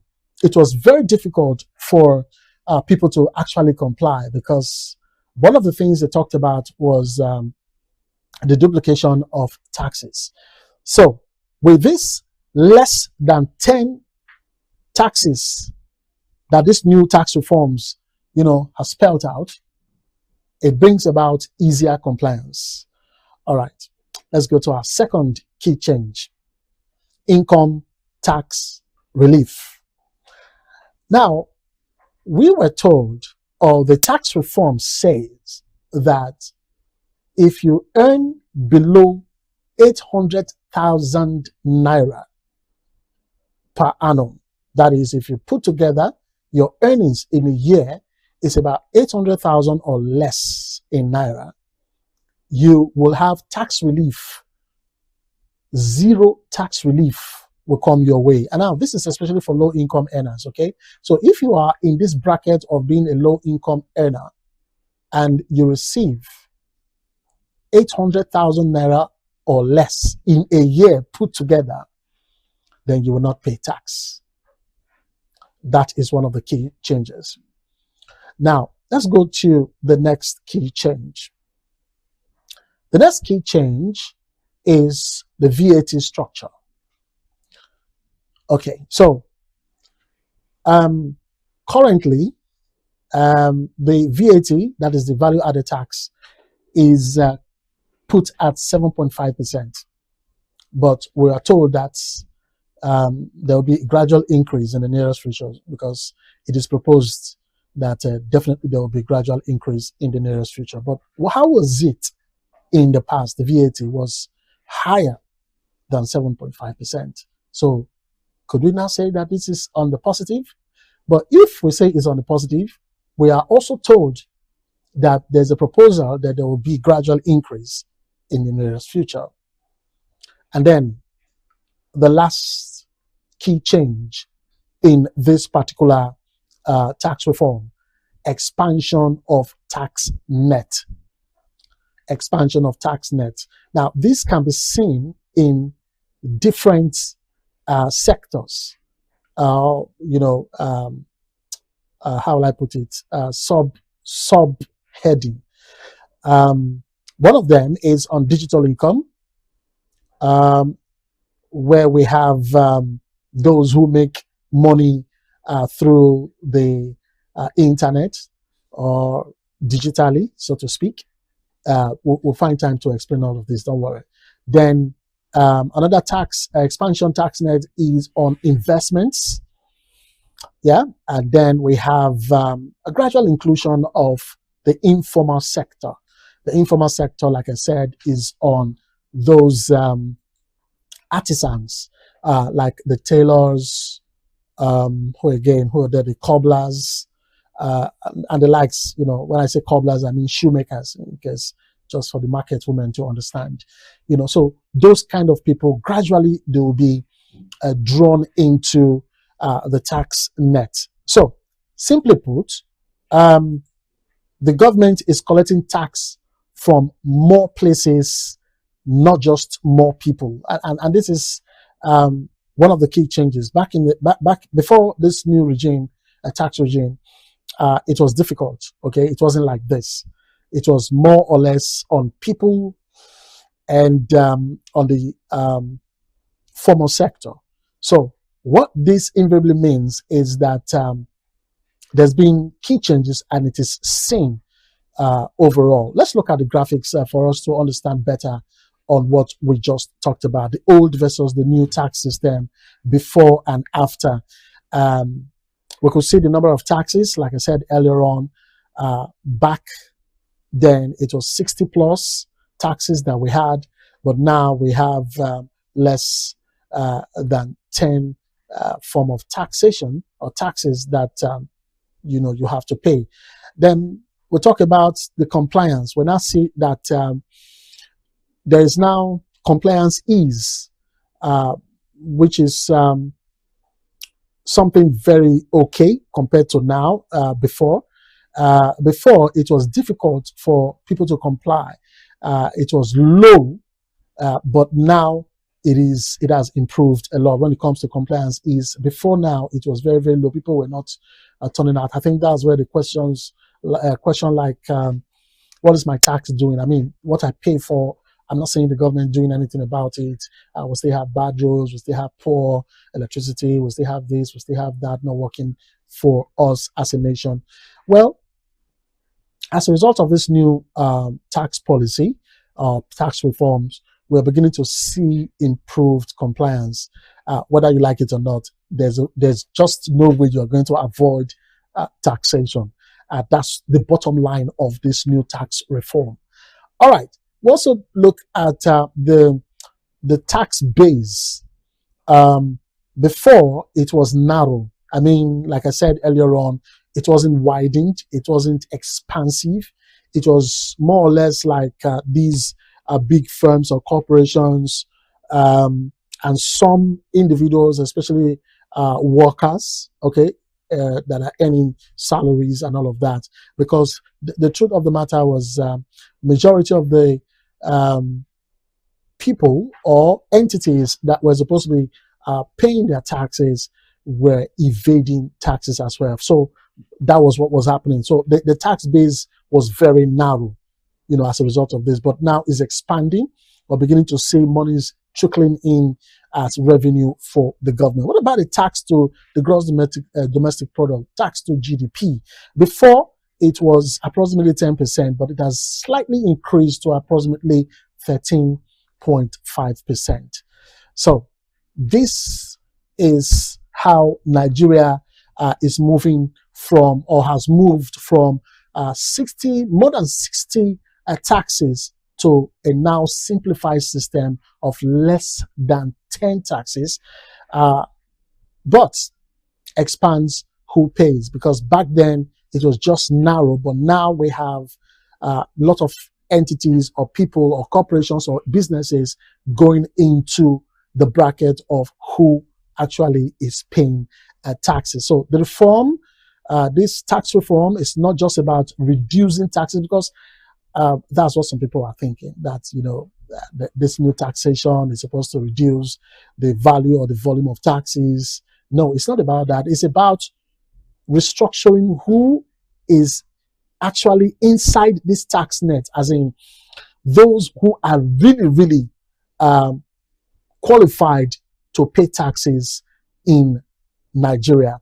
So now comes another question that we will have to look into. Who actually feels the impact? I mean, when it comes to, okay, now we're beginning to progress from this is how the government's revenue is, how poor it is, especially when it comes to taxation. Now they're trying to improve on that. Let's not depend on oil, because recently the oil issue has been very, very unstable, volatile, and if we keep depending on the oil, we just might keep on borrowing and all of that, which we've seen governments do or did, the past ones and even the present. And so one other way for the government not to rely so much on borrowing and, of course, helping the budget deficit is through taxation. And that's what they are always saying, is through taxation. So now that they have brought these new tax reforms into place, who feels the impact? Who? That's what we'll be looking at in the next segment as we progress in our discussion today.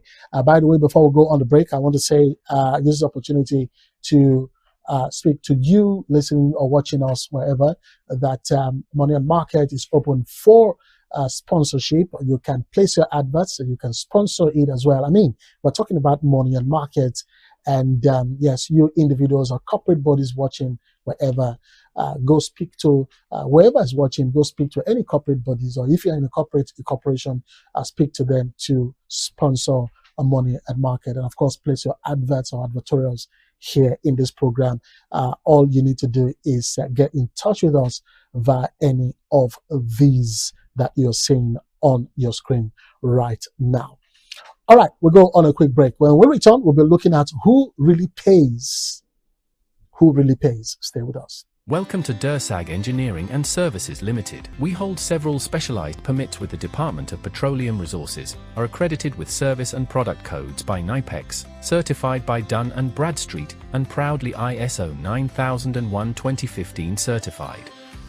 Our areas of expertise cut across critical sectors, including manpower sourcing and supply, engineering services, construction and fabrication works, specialized procurement and supply, operations and maintenance services, and integrated marine services, delivering supply boats, crew boats, tugboats, barges, houseboats, and speed boats. At DERSAG Engineering, we are committed to quality, safety, and timely delivery, ensuring that every project meets and exceeds expectations. DERSAG Engineering and Services Limited, your trusted partner in delivering world-class engineering and energy solutions.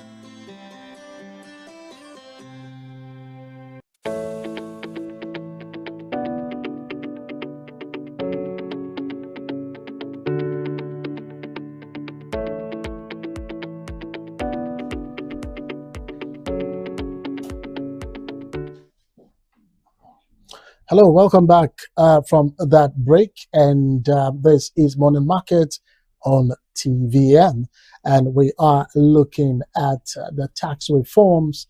And are we now saying that government is shifting burden to the citizens?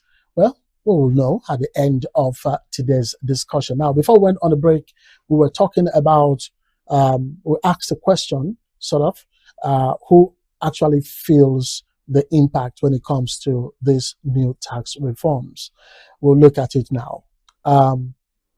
When you look at the surface of these tax reforms, you will say that on paper, the reforms tend to protect the poor. Let me use it that way. Especially the low-income earners. You say that that's what these tax reforms are all about. But the truth of it, in harsh reality, things are even more complex than that. It's not really just that, okay? Because in the next 10, 11 minutes, I'll be explaining some certain or some criteria for you to understand that it's not just what it is. I mean, on paper that it is the poor that are being protected by these new tax reforms. Let's look at the effect of indirect tax. For example, we have the VAT increase. When the VAT increases, it leads to higher prices. Fuel-related taxes, because we're looking at these now. These are indirect taxes. It's not like it's directly on you, the citizens. For VAT, When it increases, we have higher prices of goods and services and what have you. Fuel-related taxes, the effect is it will be seen on transport cost. I mean, for those who come from far, they will tell you that it's not kind at all. Then for businesses, the indirect tax, the effect on businesses is that they pass costs to consumers, and then the final payer of the indirect tax is definitely the citizens, you and I. So you see how it is. The VAT increase, higher prices, because definitely you, as a business, because we're looking at the business unit, for instance, now, you're looking at a certain business that is involved in probably manufacturing, and most of the inputs, definitely he will have to buy or purchase, and those inputs or those tools or materials will definitely have higher prices as a result of the increase in the VAT. Now, to transport these materials to the different locations is fuel related, and you know what it means. There's taxation inside of fuel as well. And then the business, I mean, we have to make profit now, come on. And when it tends to make profit, it will now say, okay, you know what, all of these burdens, all of these things that I have accumulated as a result of the tax, the VAT, the fuel-related taxes, I think I have to pass it on to the consumers, because it is consumers, which is you and I, that will go and purchase these products. And the way the businesses will, you know, put their benchmark or put their prices for the products, they will definitely make money, profit as it is. And so that is how the indirect tax effect is. The indirect tax, the effect is definitely on you and I. What about the direct tax?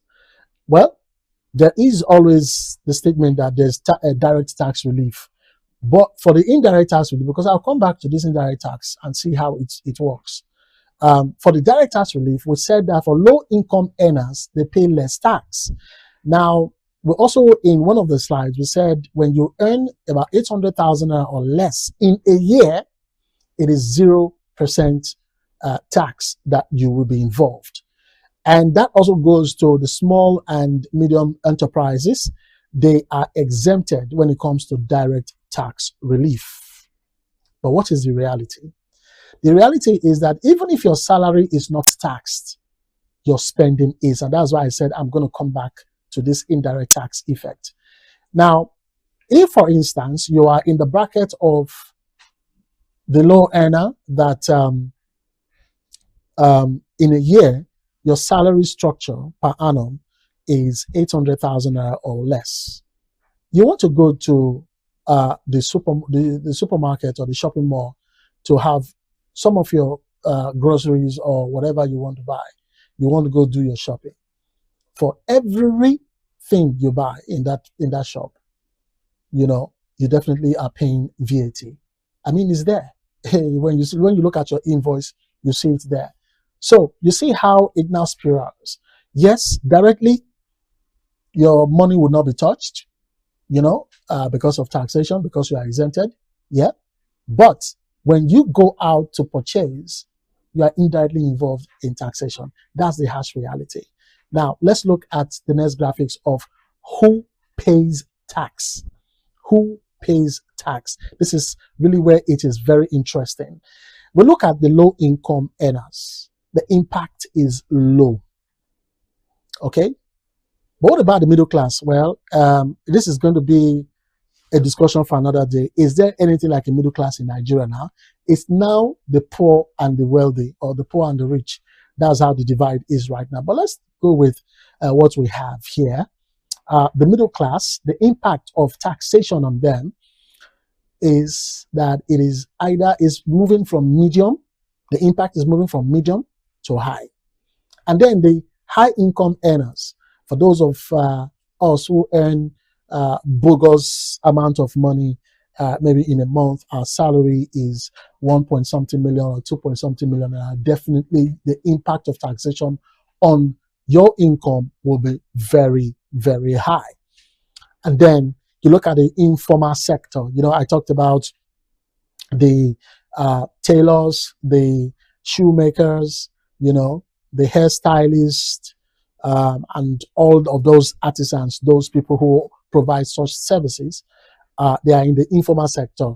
You will see that the impact of taxation is increasing, so it's not what we say can be measured, but as it is, it's increasing from scratch to maybe the various level of height right there. But this is the impact on on those who pay taxes. Okay, from, like I said again, from the low income earners, the impact of taxation on you is low. Yes, it is said that when you are in that bracket of the 800, like I said, 800,000 below, you are in that bracket of you being exempted from paying taxes, fine. But then again, when you go for shopping, this is why we say you are also impacted. When you go for your shopping, when you go to the market to buy any of these goods, you are also involved in taxation, but then it is low. What about the middle class earners? Those who earn above 800,000 naira per annum, to probably some form of millions, not really that high. You are going to be impacted from medium to the high level when it comes to taxation. And then for the income earners, like I said earlier on, the ones who have high income, you definitely, your income definitely, your tax definitely will be very, very high. All right, let's look at how VAT travels. Because we looked, like I said earlier on, that is one thing, one tax that even the low earner that are exempted from taxation as a result of the bracket they find themselves, they also are affected by this VAT. Let's look at it in the next slide, how VAT travels. Now, from production, we have those who are producing, they produce, and then these marketers, these small retailers, they'll go and, let me use the layman's language, they'll go and count goods from the producers, and then these retailers, they sell to the consumers, right? Now, this is how the VAT travels from the producer to the retailer, from the retailer to the consumer. And that's how the VAT travel. And that's the VAT impact flow. Once again, producer, distributor, okay? I think I missed that part earlier on. From producer to distributor, from distributor to the retailer, and then from the retailer to the consumer. Now, all these show different prices increasing at each stage. From the producer, let's say a carton of noodles. Let me just put it, I'm just saying, a carton of noodles might go for like, let's say 10,000 naira. And because it's in counting prices for the distributors, they will say, instead of 10,000, let's make it 8,500. Okay. The distributors will now come and say, the things are expensive, 8,500. For me to sell to the retailer, if he wants to carry one carton of noodles, instead of the actual price that he or she bought for 8,500, he or she will now be saying for 10,000. And that's how I don't want to say that's how we care, but that's how we are. 10,000 naira a carton. And then the retailer will now come and see that by the time he or she calculates the number of packs that are in the carton, that at the end of the day, if he or she sells one, after the carton is exhausted, might make exactly 10,000 naira. The retailer will now change it and put a cost price for each pack that at the end of sales, after exhausting the carton, might be making like 15,000 naira. So you could see that the burden that the producer of that noodles will want to have when it comes to taxation will be retrieved, via this flow. That's the simplest way I can put it. So the tax may start with businesses, but it ends with citizens. That's the bottom line of where we are trying to go. That's where I really want you to understand. So who wins and who loses in this new system? That's what we'll talk about in the concluded part. But understand one thing very clearly, that the bottom line of all of these, especially when it comes to the VAT, yes, they said the low income earners will be exempted, especially in that bracket, or even if it's a little bit above the bracket, your tax will be low. But at the end of the day, you still see that for every time, and that's why some people are saying, it's the implication of taxes still going on, because you go to the market, especially to the shopping malls, and you are charged on VAT after buying those products. Because look, some are even being clever right now. They might not even add the VAT. They will just add, say, for instance, VAT is ₦0. All right. But the prices of those goods, the VATs are already in them. That's how clever some of them are doing now, just to let you know that, when it comes to front desk, when it comes to you purchasing, goods and services, goods, probably, most importantly, there's no VAT. It's not like that.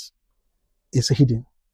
Okay, that's what I just want you to understand today. But when we come back from this break that we're about to take, we'll be looking at the winners and the losers in these tax reforms. Who wins and who loses in this new system? Stay with us. Welcome to DERSAG Engineering and Services Limited. We hold several specialized permits with the Department of Petroleum Resources, are accredited with service and product codes by NIPEX, certified by Dun & Bradstreet, and proudly ISO 9001:2015 certified.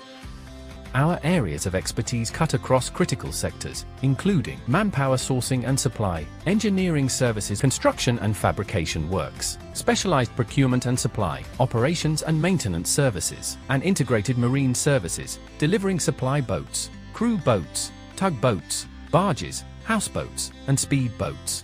At DERSAG Engineering, we are committed to quality, safety, and timely delivery, ensuring that every project meets and exceeds expectations. DERSAG Engineering and Services Limited, your trusted partner in delivering world-class engineering and energy solutions.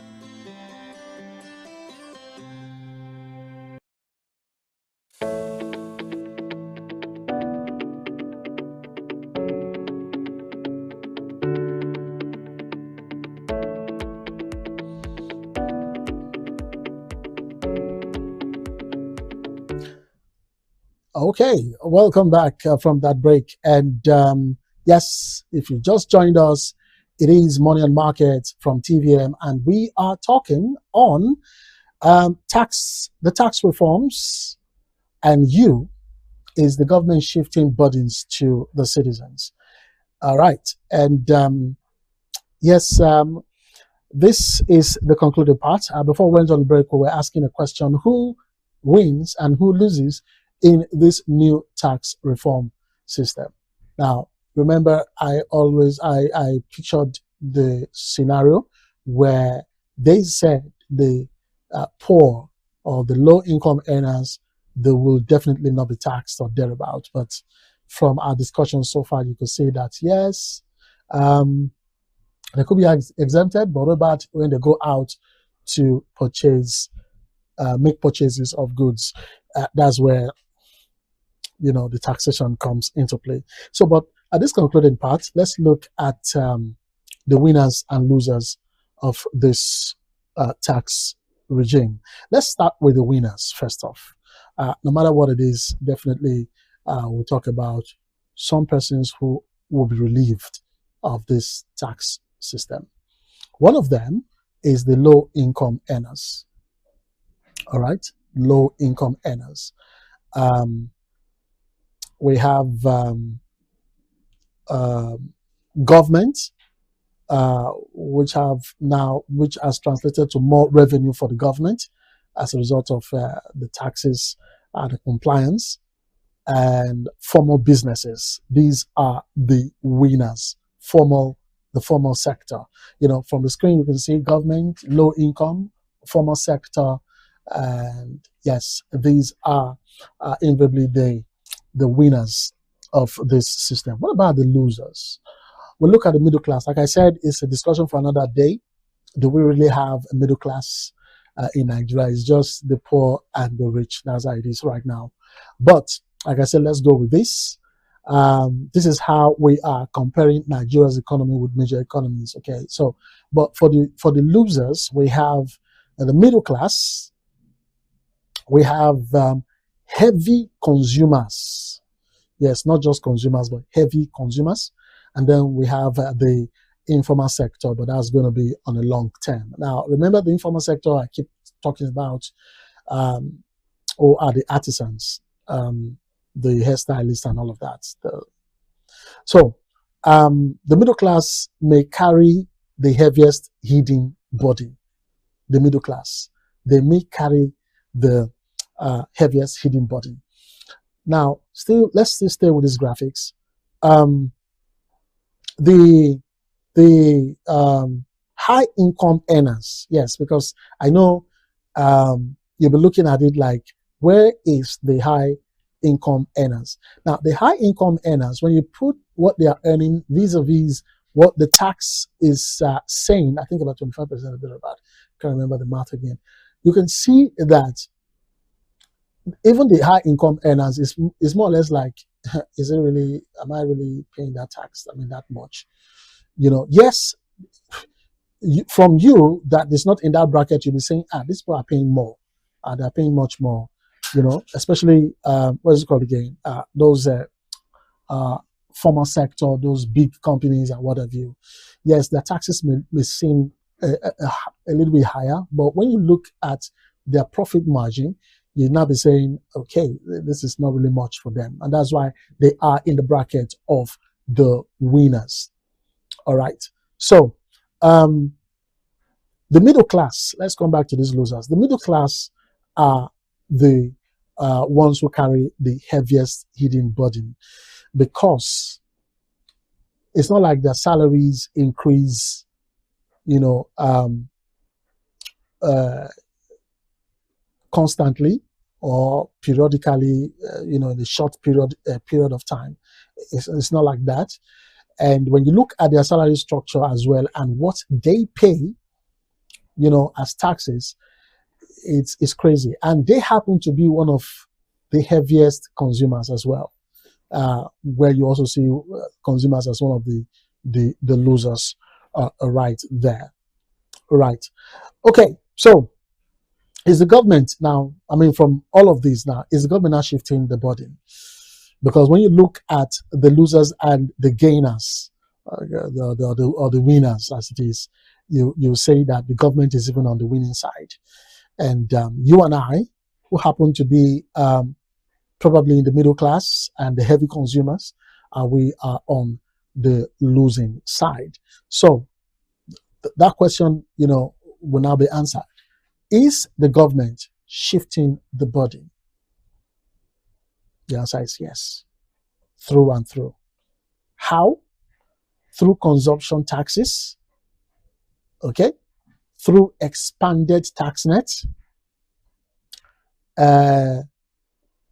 You can see all of these shifting of burden in this particular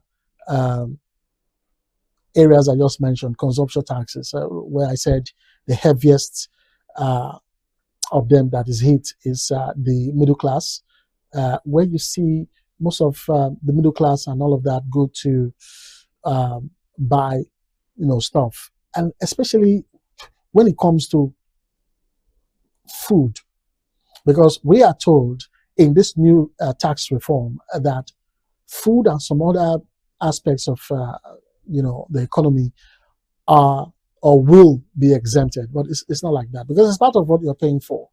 Okay, so food consumption taxes is where the government has pushed the burden to, and of course through expanded tax net. The expanded tax net, like I said, there's just no way, as it is right now, because of the compliance, the way it is structured, there's just no way you are going to escape taxation right now. okay, because we are in a digital world compared to in the past where it wasn't digitalized. We are in a digital world, and things can be monitored. And that's how it's been right from January. Things have been monitored, and that's how monies have been deducted from accounts, from even your point of making business, and all that goes to the federal government in form of taxation.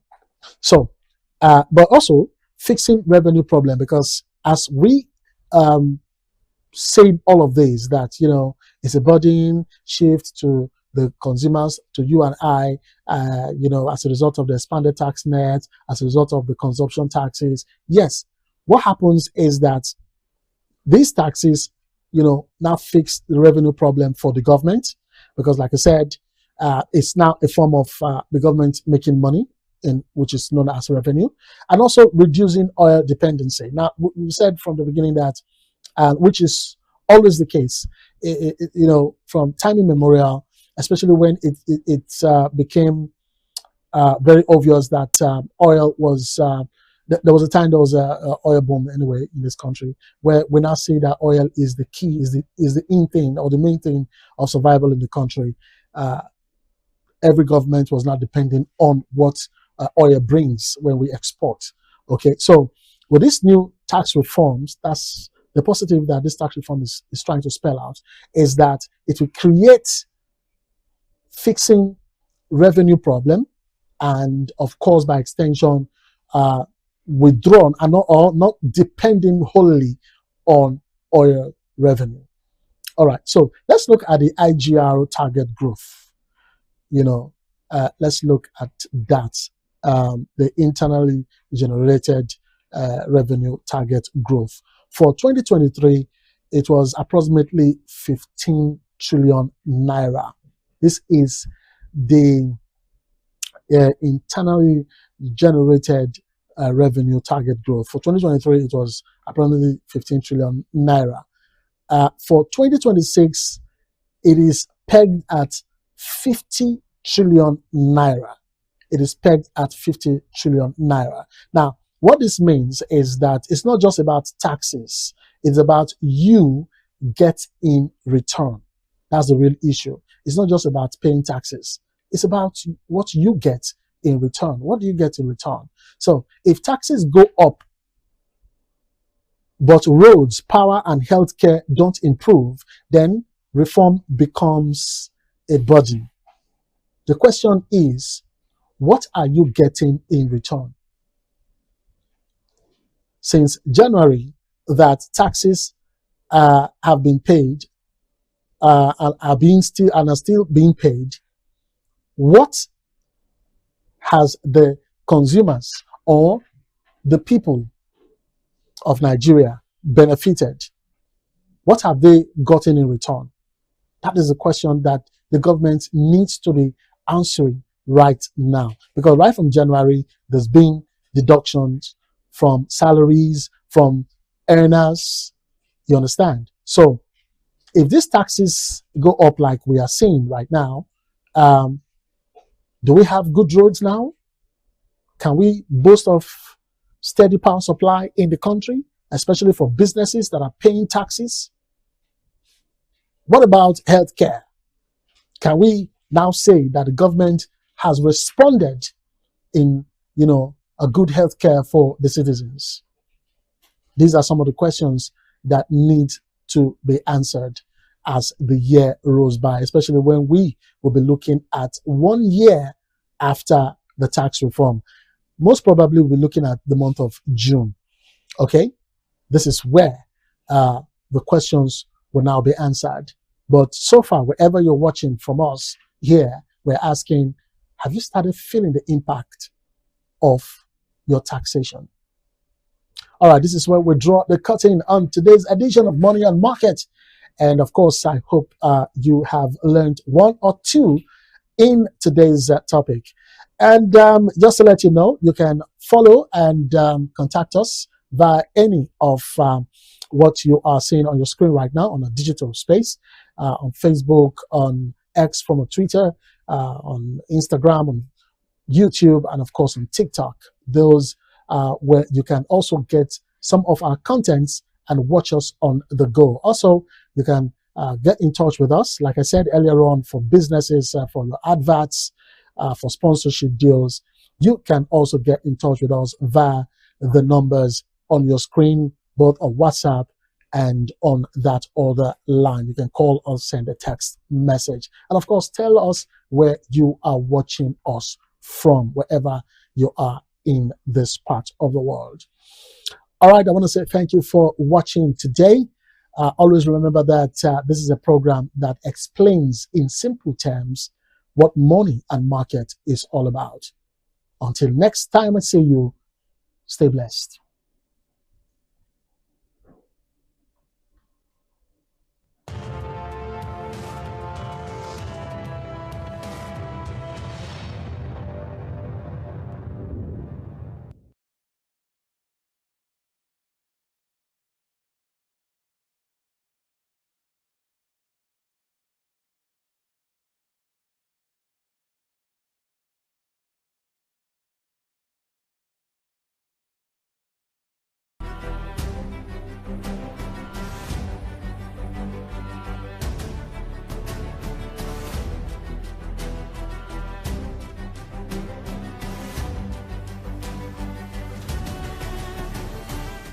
Nigeria is one nation, but within it are different identities, cultures, and diversities.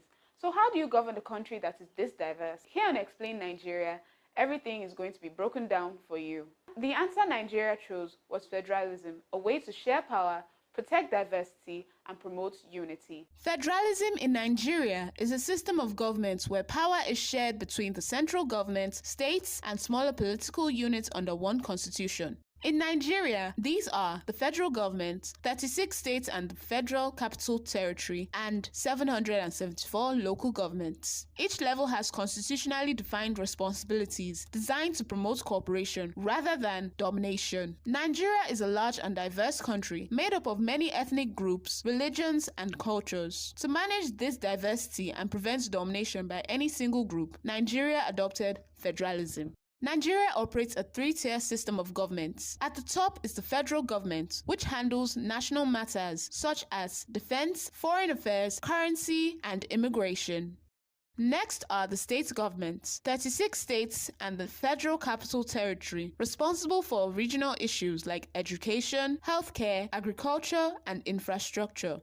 At the grassroots are local governments, which bring governance closer to the people by handling community-level services. Nigeria adopted federalism to manage its deep ethnic, religious, and cultural diversity. With over 250 ethnic groups, federalism was meant to prevent domination by any single group, protect minorities, and bring government closer to the people. The Constitution divides powers into 3 legislative lists. The first legislative list is the exclusive legislative list. This contains powers reserved for only the federal government, including defense, currency, foreign affairs, and immigration. Next, we have the concurrent legislative lists. This contains shared powers, including education, healthcare, electricity, and roads. Both the federal and state governments can make laws here, but the federal law takes priority if there is a conflict. Finally, we have the residual legislative list. This includes powers not mentioned elsewhere and is meant to belong to the states. Nigeria's federal system evolved from colonial rule. The 2 constitutions that they had at the time was the Richards Constitution of 1946. This recognized regional diversity. The second constitution was the Littleton Constitution of 1954, which formally introduced federalism. At independence in 1960, Nigeria's region had more autonomy and control over resources than states do today. The goals of federalism remain clear: national unity, inclusion, regional autonomy, and fair power sharing. In summary, federalism is about sharing power to keep the nation united.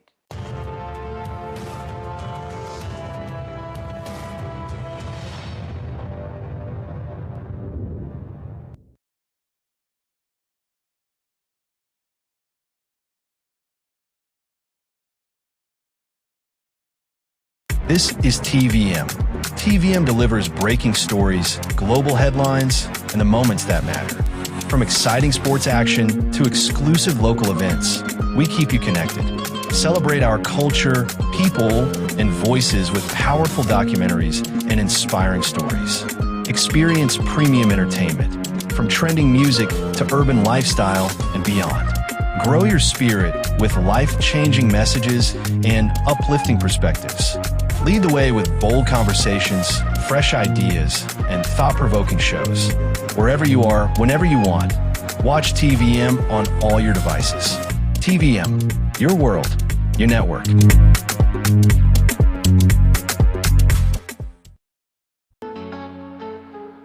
This spark inside, waiting to be found. A voice of wisdom, a world so profound. Through every question, every story we share, we light the fire that was always there. Step into the moment, let your spirit rise. Open up your heart, open up your mind. Rewire, let your soul ignite. Turn the darkness into light. Every thought can change your way. A brand new life begins today. Rewire, the power's in your hands. Together we will take a stand.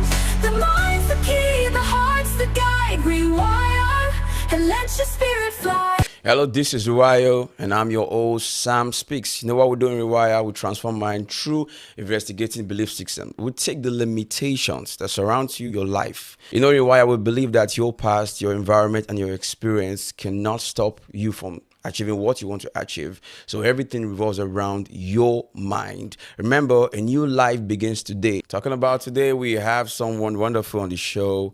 You know, we've been trying to get him for some time to come to the show. He's someone very busy, and today I think the grace of God has really shone on us. I believe it's going to be a blessing to the show and to everyone at large. I am going to do a little background on our guest. He's a business strategist, a public speaker, a mental coach, and also a lecturer. He's someone who believes in Pan-African investment by Africans, and he's an author. He has written a lot of books, but I'm going to be narrowing down on two wonderful books, one Audacity and Beyond the Banks. So at this point, I am going to roll out the carpet for my very good friend, Mr. Francis Imarabe Jr. Hello, good day. I trust you very well. I'm Francis Imarabe, the CEO of the Wealthcraft Consult, the author of the Audacity and Beyond the Bank, right? So do well to subscribe to the Rewired podcast. Your mind, will be transformed and re-engineered for progress and productivity. Subscribe, send it to your friends, to your enemies if you have one. Send it across. Thank you. Sir, welcome to the show. Thank you very much. You're welcome, sir. Thank you so much for coming on the show. Thank you for having me. TEDx Talk, sir. Yeah, it was wonderful. Wow. That's great. Cool. That's great. We're happy to have someone like you around, because with someone like you, the future is sure for Africans and Nigerians. Thank you very much. Welcome, sir. Bless you, sir. Thanks for coming. Sir, it's December and it's close to Xmas. I think a lot of Nigerians and Africans are actually looking they want to make money. Everybody wants to make money. Down to the street and down up there, everybody wants money. People are scrubbing, thinking of ways to exploit opportunities to increase their financial life. Yeah. And I believe, deep down in my heart, money is not just about the paper. Yeah. It's beyond that. Yeah. So in your book, Beyond the Bank, I think there is so much wisdom there that you want to share to people. All right. Okay. Yeah. This is 1,000 naira. This is 1,000 naira, right? Yeah. Okay. This money, if it crosses Nigerian border, in America, this money is worthless. True. That means what gives true value to what makes this money have respect is the value it attracts or it can get.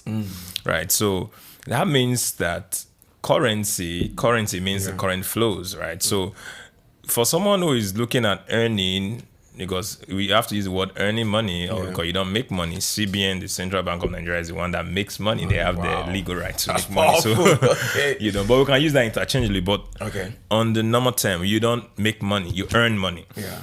For you to earn money, you must be someone that is valuable. And value is, what you call value is not valuable if the recipient does not see it as value. True. Right? Yeah. for example, some people you can write a book. Some people, oh, what book? Some people, what's there?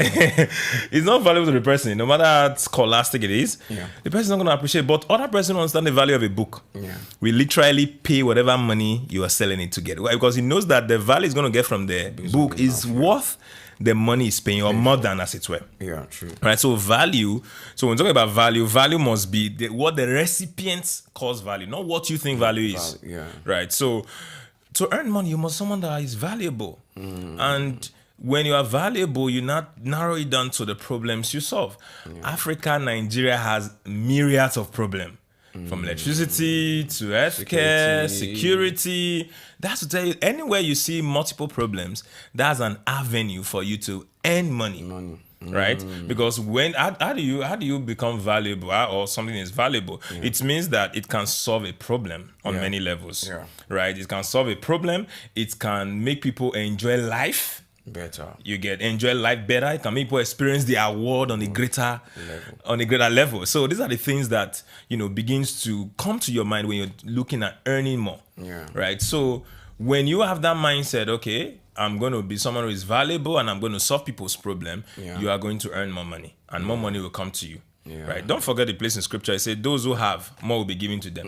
Right. Those who don't have, what we have will be taken from them. Straight up. So when you are valuable on a level, and you've gotten to a level where your value transcend not just within your locality, transcend beyond your locality, right? You earn in that regard too. You understand? So I say to people that when you solve local problem, you make local money. When you solve international problem, you earn international money. So when you solve global problem, you earn global money. So it's all about being valuable and solving problems. So when we have that mindset and that perspective, it gives us a better view on how to approach it. So you don't begin to hustle, because hustle, that word also means toiling. It also means to take things that are not yours forcefully. So every word have its origin. So you need to understand the origin of it. Say I'm hustling. No, right? You don't hustle. You earn a living. This is what I did to earn a living. So when you use words without knowing them, you begin to live and act in that regard, right? So because that's why it's the culture of hustle that make people go to do things that are not legal to earn.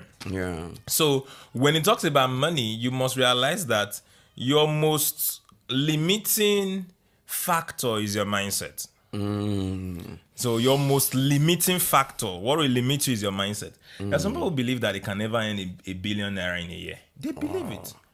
Even if opportunity come, they will doubt themselves that they can never. And they won't make move. They will see opportunity as threat instead of something that will elevate them for the next turn. So your mindset is very key. Your belief system is very vital. Right? It's very vital. As I see people, some people, when year is already coming to an end, that's why you need to audit. What auditing? This is not auditing. So you audit. How have I made wise decision? And I tell people that what makes someone wise is not the fact that the person have not made wrong decision. No, it means that the person have made more wise decision than foolish decisions. So what makes a man foolish is not that the person is foolish every time. No. On some level, the person is wise. It's that the number of foolish decisions he has made compound with compound interest. And with compound interest. I like that. Right? The number of foolish decisions is now more than the wise decision. That is the one is foolish. So now it's now to audit. How have my finances been going? How have my life been going? Am I making progress? Or am I going to repeat the same error I had this year? Because the truth is, it's just a change. The new year is just a change, it's just a change in the day or something. Thank you for that, sir. Because that time is infinite. True. That's why I say I'm wasting. You don't waste time. You don't have the capacity to waste time. You are the one wasting your life by the decision you are making. Preach, sir. So you don't waste time. You cannot waste it. It's infinite resource. It's infinite resources. That's true. You can't waste time. So the decision you make determines. That's why when someone is growing up as a child, you can say, okay, my background to a certain level. But when you get to an adult, you are not your decision. So you can see someone at 40 still making foolish decision because the decision is what makes the man. So you don't. Now is the time for you to audit, because I told my guys, we had a meeting, and I said, what do you have? I want to see your goals for the next year. Don't go and bring small goals for me. I want to see your plan for the next year. And I told them, you don't be waiting for January. That's why New Year resolution is one of the most. It's one of the most. New Year resolution. I love that. It's a scam. Probably. So, it's a scam. You know, I just tell people that when you want to, because it's just check it. Many times after 20 days, many people have gone back to their default setting. Steals don't drop. It has dropped. So I tell people, when you want to do some start, don't be waiting for the next year. First of another year. It's wonderful. We celebrate Happy New Year, all of those things. But like I said, if you do not make wise decision, you now look at the time. Time have gone. Again. Like next time again. You now be pushing it. But when you have something, set like 5 or 3 goals. Okay. Wonderful big goals. Okay. That will stretch you. So when you set those goals, put your energy into it. Okay. It's better you fail at something than never start. Okay. Because failure is not failure is part of success. And failure is not an hindrance. No, it's part of success. Okay. And one word by Winston Churchill, he said, success is moved from failure to failure without any loss of enthusiasm. Wow. So yeah, he said, I got this when I was a teenager. You know, I read a lot when I was a teenager. No wonder.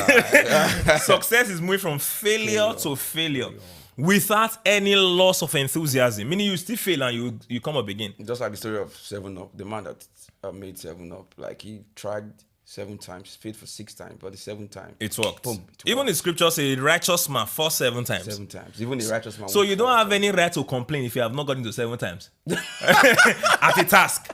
Woo! And for you to be an expert in something, you must do something for 10 years consecutive for you to become an expert. Wow. So you cannot say you failed at something if you have not done it 10 years straight. Okay. Because with the right consistency, result is guaranteed. Okay, so let me ask this. Talking about failure, you have to, you fail sometimes doesn't mean that you are failing actually. Like you said, it's just a learning process. It's a learning process. Okay, I would say, how did you start walking? You failed multiple times. Did your father or our mother left? They didn't leave us. You stood up again, you started. Yeah. If they have restricted us, would have probably, you see someone is 40, crippled. Is he trying to walk? Yeah. Right? So failure is part of the journey. Failure is part of the journey. So what you now do, I tell people is that you need to faith forward the wisdom. So when you fail, what do you pick up? Pick up a lesson. You have mentors who can guide you. Your mentor will not do the job. Your mentor will guide you on how to do the job. Wow, that's wonderful. That's wonderful, sir. Okay, still on Audacity, Beyond the Bank. The first time I saw when you really post about the book, I was like, wow, Mr. Francis is on it again. I'm going to read from about the book. It said, Beyond the Bank isn't just about money. It's about mindset, which you spotted earlier. For years, we have been told to work hard, save diligently, and avoid risks. But if those same lessons are the reasons many never build lasting wealth, I want you to just emphasize on that, or just throw a light on that, sir. All right. Risk is part of life. But what you now do, you now have to take calculated risk, a guided risk, right? So a guided risk, the thing is, one thing about life is that life is so risky that you are not going to live this life alive. You get it?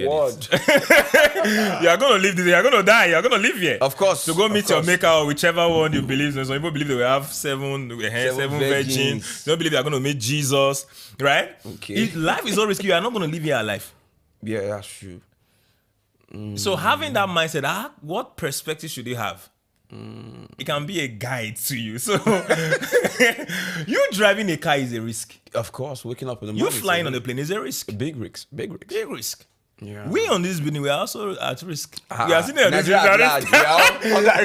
But the fact is that you believe, you trusted the furniture guys who did the chair, you did it properly and you sit down on it. Yeah. You trust the head that the head is not going to open up and go down. Yeah. That gravity is not going to take you up. So risk is a normal human experience. How you sit and how you interpret it is what determines the outcome of your life. You get it? So risk is not something, and when I talk, even this, but I talked about leverage too. Some people don't know everybody have leverage. Some people are fine, that's their leverage. Some people are beautiful, that's their leverage. Some people dress well, some people talk well, that's their leverage. I know somebody who's very beautiful, but I won't call her. That's the leverage. And I tell people that, how do you what? Because one of the things we must realize that what separates man from animal is the mind, the thinking of a man. See, the day a lion we stand up, or a goat will say, a goat will just stand up and say, why am I not on Suits? Why am I not on podcast Rewire? The day a goat will like, why am I not on Rewire? Any day that goat make that decision, that day he ceases not to be a goat. He now becomes a man that can reason. Check every animal. Every animal has their leverage. Yeah. Lion have his own leverage that it can roar and do all of those stuff. You know, the dove, they can fly. Even the rats. The rat has their leverage, right? What man also have their leverage, the leverage of the mind. Yeah. And see the way man, you know, on a greater scale, all of us were like animals, man, they were just moving. But you know, so man are improved. Yeah. Oh, donkey can you be used as a form of transportation? It was at the time. Yeah. Oh, they elevated. Oh, Chariots. cars. Oh, now planes, private jets. You know, we have trains right now. What's made man evolve was when man began to think beyond what he could see and his imagination. Yeah. He could scale, and his leverage was now being properly used. So every one of us have leverage on greater scale. So what are you doing with it? There are some things that can make you good money. People could talk. They can talk well, and today they are earning massively. So every one of us are. So this book is to tell you that you don't have an excuse to say you are not doing well for yourself based on your capacity, or you're not improving based on, you know, the limitation. No, the limitation around your environment should not be what stops you, but rather should be what I call the creative rebellion to propel you. To propel you and release your potential. Yeah. Because potential is not rated by what you can do. Potential is rated by what you can do, but you have not done. Oh, wow. That's powerful. Are you getting it? Powerful. So your brain is rated by what you can do, but you have not yet done. You have not yet discovered it. I get what I'm saying to you. Yeah. Imagine a child now who is 2 years, who is 3 years, say you should come and drive a car. A Lamborghini. Not a problem. Based on that child's capacity as a them, he cannot. But does he have the potential to become an adult? He has it. He does. With all biological and mental framework and everything in place, that child can ride a Lamborghini. Yeah, of course. But can that child ride a Lamborghini at that age? 2 years? No, he cannot. No. So you don't rate potential by what you have done, but what you can do, but you are not yet done. So that when that comes to your environment, your mindset, and what reveals your potential to you. Don't worry, they said failure is not the success you have, but it's the success measured by the potential that you have. Wow, that's so powerful. You get that is it. So it's a whole lot of stuff. Thank you, sir. This is really mind renewal for us. Yeah, we're so happy to have you. Okay, so you said something about solving a global problem and you make global money. Or if you want to make global money, you have to solve a global problem. And if you want to make local money, you have to solve a local problem. If you want to make international money, the big bucks, then you solve international problem. I believe everyone wants to make international money. Nobody wants to get only local currency. You understand that? So how can someone solve, how can you marry this between solving a local problem to an international problem? All right, first and foremost, you know, there's one phrase that says a one high, you know, in the land of the blind, right? So everybody praises you because you're the only one that have one eye that can see, right? So you must also, as you grow, realize that if they put you in a context beyond your environment, it will used to be valuable, right? If you say you're a millionaire in dollar right now, a millionaire in dollar in 2015, if you have 250 million naira, you are a millionaire in dollars. Yeah. If you have 250 million naira in assets and worth or in cash, you are a millionaire in dollar because the exchange rate then was 250 naira to a dollar. But now, so now is you have to have like 1.4 billion to become a millionaire. So if you were being praised a few years ago within your local, just a couple of less than 10, less than 7, 8, 9 years, life has changed. Many people are no longer millionaires. So you cannot say you are something if it doesn't stand the test of globalization. Okay. Like the sun. The sun is sun in Nigeria. It's sun in the US. It's sun in the UK. Same sun in the UK. Yeah. So if you say you are a millionaire in Naira, if we put you in China, you should be a millionaire there with their currency. So if it doesn't translate, it means that there's something wrong. So you must begin to think beyond the border, beyond your current capacity. Yeah. Right? So do you get? So you must have that mindset of someone. You are not using Nigeria template. Yeah. That can be a start point, but Nigerian template must not be the standard. Yeah. Of your assessment or your basement of assessment. If not, you fall short.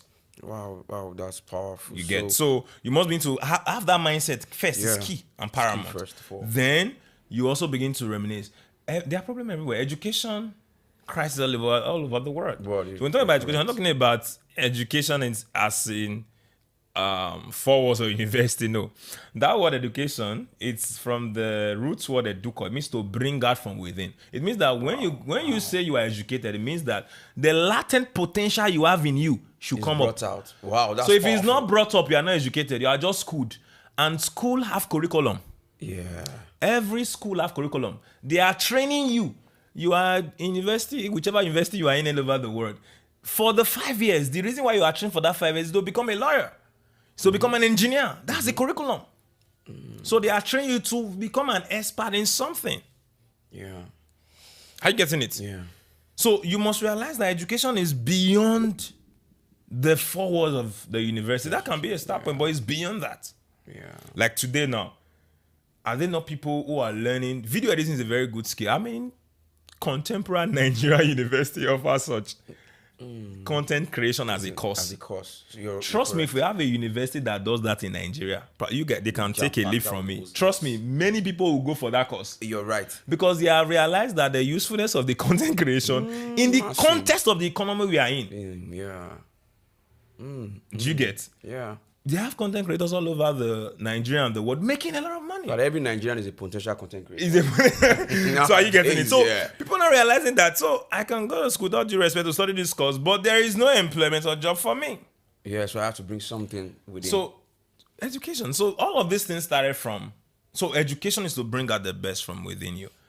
So not just the 4 walls, what you study in school. Because many times the curriculum we're even using in school now, some of them are outdated on the Nigerian and African context. They cannot even serve our They cannot serve our current environment. There's porosity. So if you say you are educated, it means that the latent potential you have in you is coming up. Yeah. Do you get? So part of education is realizing that there is enough in you that needs to spring out for the world to see. Yeah. So from what you said, I'm going to marry to identity. Because before you have to bring something inside, you have to know who you are. Yes. I think every human being on the earth has something, has a potential. Everyone has their own intelligence they have on the inside. So I think this has to do with the identity, because I think identity is the force that holds everything together. So before I can be educated, like you said, is bringing out something from me. So that means the education institution also plays a role in helping me to know myself, helping me to identify who I am. But if you see most the educational system in Nigeria today, I don't think they're really doing that. All right. Everything we are today, it's decades and years of mental programming. Do you get? You see, they will say it's better for you to raise a child than repair an adult. Yeah. Even what many times we call generational curse is not many times literal curse. Is old pattern of doing things that you are sticking with. Generational ignorance. You get, my forefathers were like this. I would do like this. You get. And one of the finest definition of tradition is actually peer pressure from dead people. Okay, come here. Pressure from dead people. For example, we have many cultures in the world. Okay. This is the way we have been doing it. But the way you have been doing it has not been producing results. It may have produced results and stopped based on the timing. Yeah. But now it's not producing results again. So there have to be a change. You have to be flexible. Yeah, you have to be flexible. So for us to say we're talking about it, we must talk about a total mental engineering. Yes. And it has to start from the home. It has to start from the kind of things we consume. Okay. Today, people cannot even sit down to read good books. Reading a book is not the same thing as, a clip. It's not the same thing. Yeah. And the way it is now, you have different avenue. You can even have audiobooks. Yes. You have podcasts, good podcasts that can help your mind. Like Rewire. So it has to be a total mental engineering. Yeah. Right? Because everything we have today is a compound effect of whatever we have been building upon. All these years. It's true. Do you get? Like some of us, even mental beliefs that we have in regards to finance, our parents will tell us money doesn't grow on a tree. Money is hard to get. It's hard to get. You know, those things are mental blocks. Blocks, yeah. Yeah, that's kept Why us the rich, bondage. why the poor we say we cannot afford, the rich is saying, how can we? What can we do? Wow. Because when you say, how can we afford it or how can we get it done? It opens your mind to possibilities. But when you say it cannot be done, it blocks your mind from seeing possibilities. So with that, you are not limiting yourself. Yeah, you just want to play safe. You want to play safe. And nothing grows in comfort. True. The comfort zone is the dead zone of many dreams. You get? So nothing grows in comfort. Okay. Except your dreams that you never really worked on. So that's why I even wrote the book. That's it. You have to get big things done. Be daring. Life is for the daring. I can't come to audacity. So it's all about, mindset. It's all about, network, relationships. Those things are vital. Those things are vital. So when for example, David Adeleke, he was saying that when they went to give birth in the hospital, it was Dangote that drove. Are you seeing the array of network that have been building a relationship that have been building for years? So those guys have a long-standing relationship. Yeah. So relationship is really it's really key. Yeah, it's like a I leverage. tell people that if you cannot leave your house now and go anywhere in the world and you are comfortable, you don't yet have network, you have playmates. You cannot leave Nigeria. Let's say you cannot go to any states in Nigeria now. You don't need to pay anything, just your bag and comfortable. You don't have network, you have playmates. And we don't want playmates. And the thing is, because relationship is very vital. Networking is very vital. Relationship is very vital because nothing opens you to a new possibility than relationships. That's powerful. And that's why we say so. That's why that's saying that nobody should pressure you. You are not ready for life. Have you seen gold in a raw form? No. Nobody will love gold in its raw form. Exactly. Nobody love crude oil in its raw form. It has to be processed. It has to go to the refinery. Temperature, the right pressure, removes impurities, and bring out your latent potential inside of you. Brings it out. It's true. Yeah. So peer pressure is not a bad thing. It's a good thing when you have the right individuals around you. Yeah.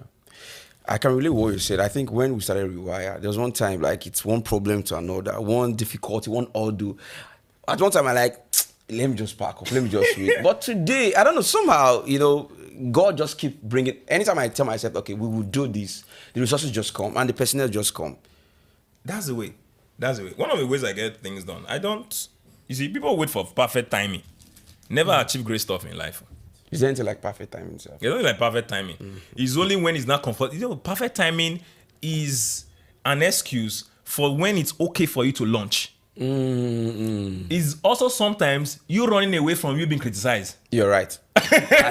What would people say? Yeah, I can relate with that. Is where dreams have been packed. Packed up. Wow. Is the parking lot of dead dreams. What do people say? Is the parking lot of dead dreams. So when the right time comes, when right time, there is never. When you are ready, on many levels, you are late. Hey! I want to be ready like this. You are already late. Have you not been amazing to you that there are sometimes you say you want to do something, you procrastinate, and in less than maybe a month or so, you're not someone doing the same thing you have. Because this way it's run by vibration. Thought is moving at the speed of light. So if you don't leverage it, other person will do it. When we started Rewire, I think a promise on the background. I think Rewire took almost like 2 years before we launched. Yes. We were just talking. Every day we were talking. And I think what he said, I could relate with it. At one particular time, we were like, the time has not come. Time has not come. When? Do you know one thing that I feel some people that even they fail, they are moving forward. Yes. You see, those people can never be stopped. Yes. Depression will always be far from them. Motion. Yeah. Motion and action. We beat in action every time. Motion and action, beating action every time. I get on to you.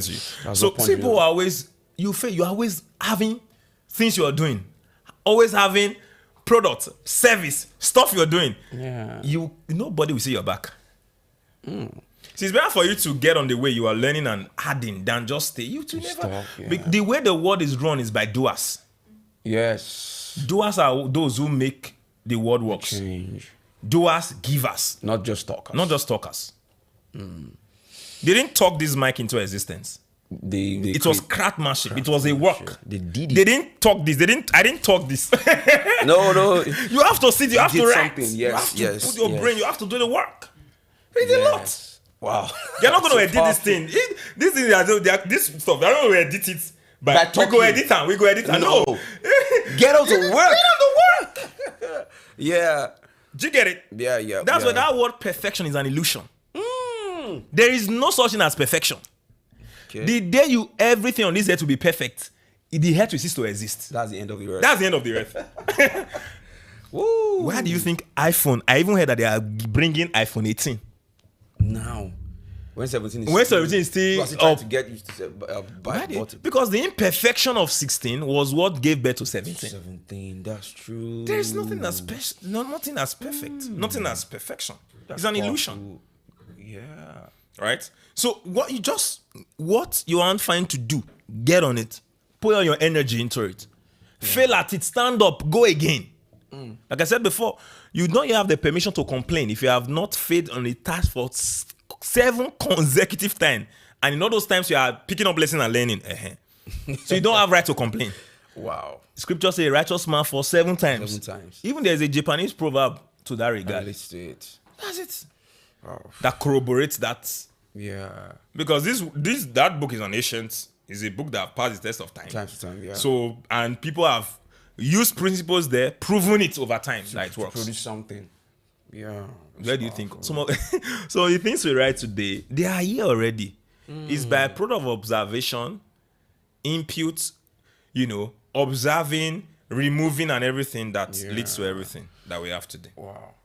So as a business strategist, I want to say this, and I want you to. I think I also suffered from this, but thank God today, I've left that place. I'm moving, like I'm doing something. Keep moving. I always tell my people, no matter what happens in your life, keep moving. Keep moving. Don't stop. Don't stop. Don't stop. Keep moving. Even if you be moving, always be taking action. Be doing something every day that will take you closer to your goal. Yeah. Than planning and never executing. Yeah, So people are still planning. They've never done anything. Yeah, I know some friends who have been planning before they had a child. Now they're almost grandfathers. They're still planning. They're still planning. So that's planning. Planning is good. They have its place, but planning must be backed by action. It's because it's by doing, failure, learning that you get it. Why are people afraid of that action part? It's a problem for a lot of persons. It's a programming issue. It's a mental programming.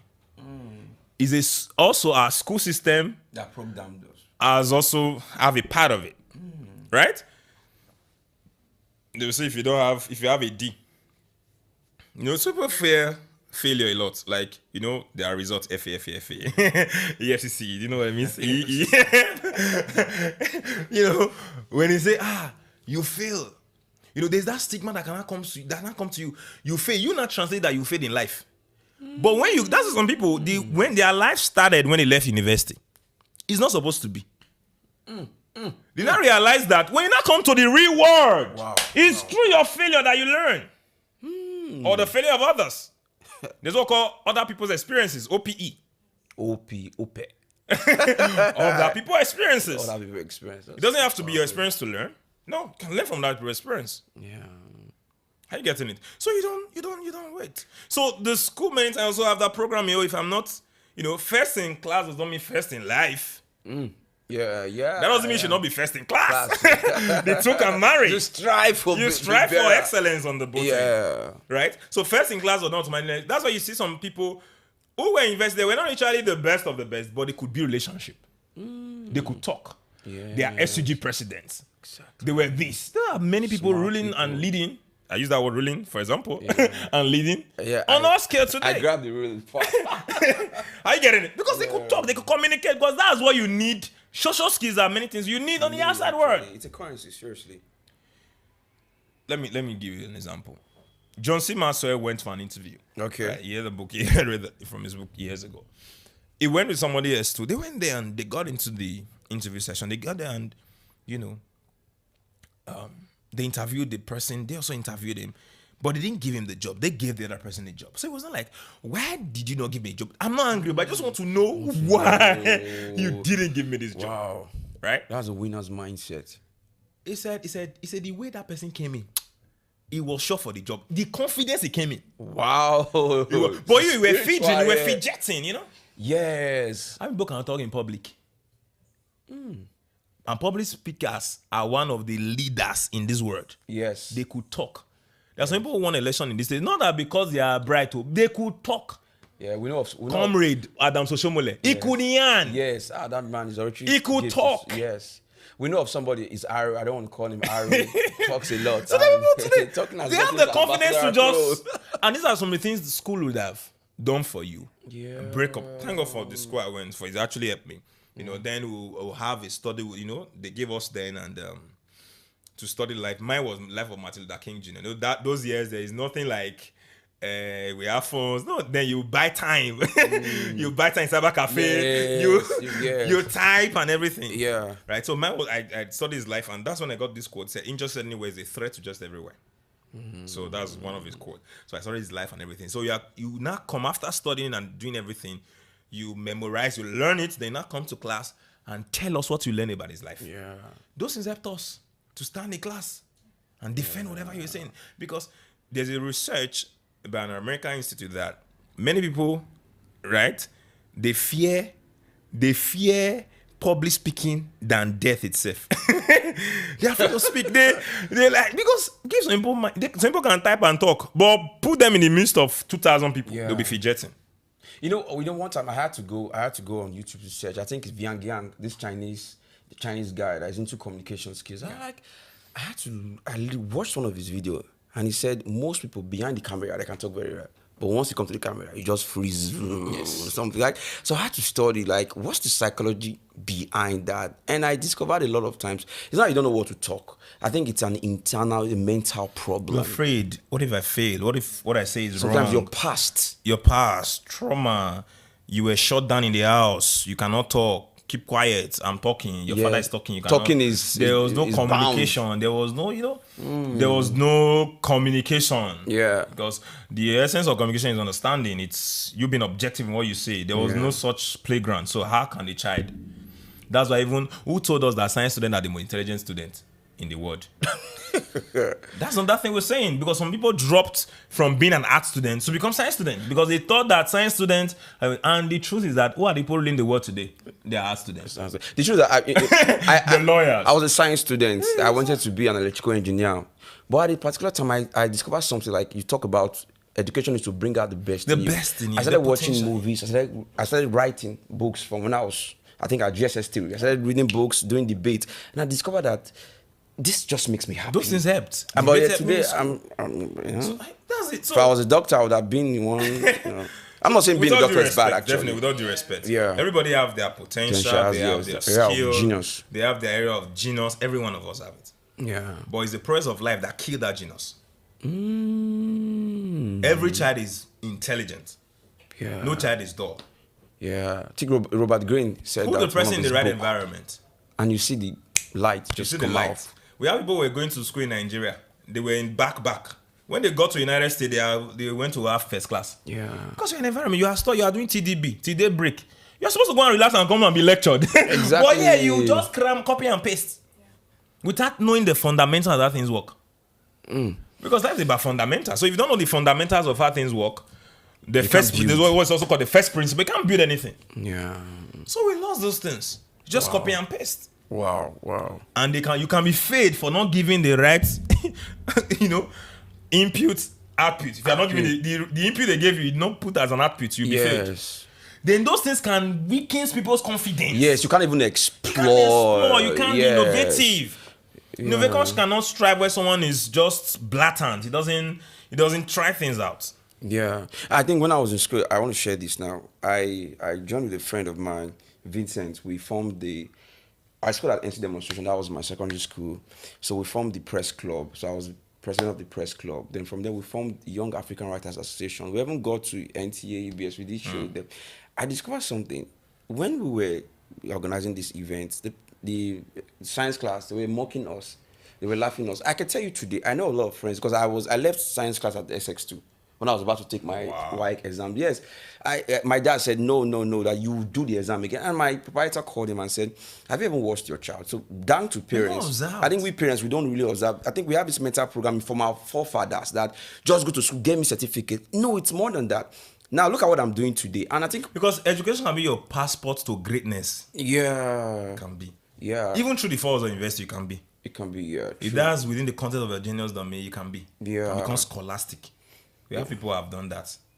So it has to do with a whole lot of programming. A lot of programming. So you bringing a child to this world by production. Yeah, it's not enough. It's not enough. It doesn't make you... That is not the more valid reason to say you are a parent. Yeah, that doesn't make you a father. Yeah, animals can do that even better than us. They're even more potent. It's you guiding that child to become the best it can be. Wow. So as a parent, you are the first. You are the first teacher. The first university. University. That's why your children with what you don't. Like say a child, you don't tell them. You don't tell them. They see what you are, what you're doing. Yeah. That's what they replicate. They learn by watching. Not. If you want them to read, you be reading. Also be reading to them. Be someone who's scholastic. They will also pick up on greater levels. So it's all of this programming mindset. It started when we were young. So we have to get it right as parents. We have to get it right as people. Yes. You know, we have to be very intentional. Yes, that's why we need books like this. Yes, that's many more that we are writing. You see, I want to advise if you're not someone who loves to read. 2026, there's no new year for you. Honestly, I'm saying that. Yes, honestly, I'm a product of books. Yes, I do research a lot. I do research a lot, and through books, through podcasts, through videos on YouTube. Don't just be someone who wants to say, okay, I will do it. You have to. I mean, at least one book a month, at least. Get a book. That's all you're really schedule. You can. Wow. It's possible. It's there by intentionality. When you're intentional about it. So how can they get your books? All right, there are different bookshops you can get it. You can reach out to me on various social media platforms too. You can get it on Amazon too. So yeah. Okay. Can you call out your social media platforms so if someone? Okay, Francis Imariabe Jr. on X, that's Twitter, on Facebook, and on Instagram, and also on LinkedIn. So same name. That's good. You don't have a YouTube channel yet. Something on the pipeline. Pipeline. Francis Imariabe is the convener of DOBAF conference. Yeah. It's a powerful conference. I think you just ran it up the last edition that November. Yeah, November. So I think DOBAF is dominating in finance. Dominating in life, business and finance. Okay, This is TVM. TVM delivers breaking stories, global headlines, and the moments that matter. From exciting sports action to exclusive local events, we keep you connected. Celebrate our culture, people, and voices with powerful documentaries and inspiring stories. Experience premium entertainment, from trending music to urban lifestyle and beyond. Grow your spirit with life-changing messages and uplifting perspectives. Lead the way with bold conversations, fresh ideas, and thought-provoking shows. Wherever you are, whenever you want, watch TVM on all your devices. TVM, your world, your network.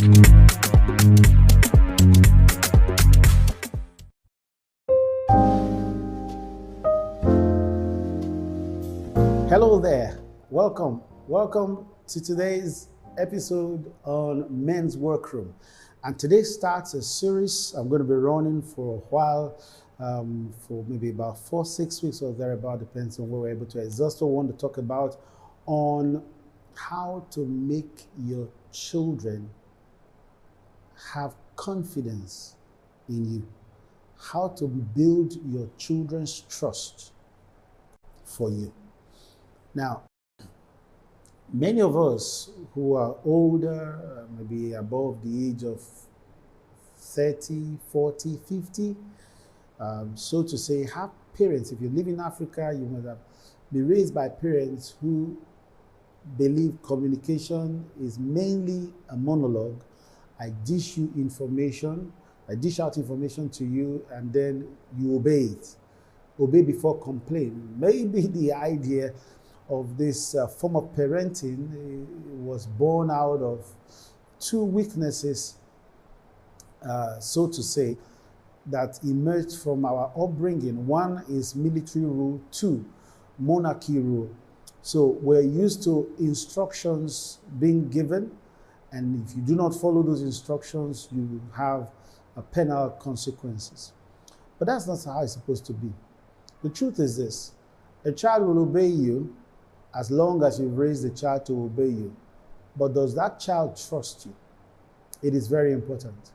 When your child trusts you, it means they come naked all the time, even as adults, and are not ashamed before you.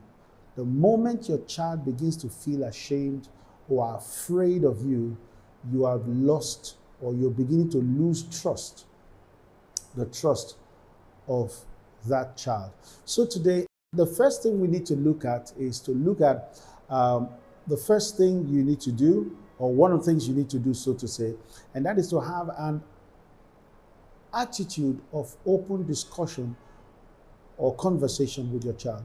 If you want to win your child's confidence, you will need to have a policy where there's an open conversation policy in your house, that your child is able to tell you anything he or she does, whether it makes sense or not, whether it's a stupid thing or not, they are able to share it with you. This is very important because, see, humans are beings of communication. They are beings of communication. If your child is not talking to you, he's talking to someone else. He's either talking to himself or talking to someone that is not you. And God help you, if the person your child is talking to happens to be a wrong fella, you're going to have crisis.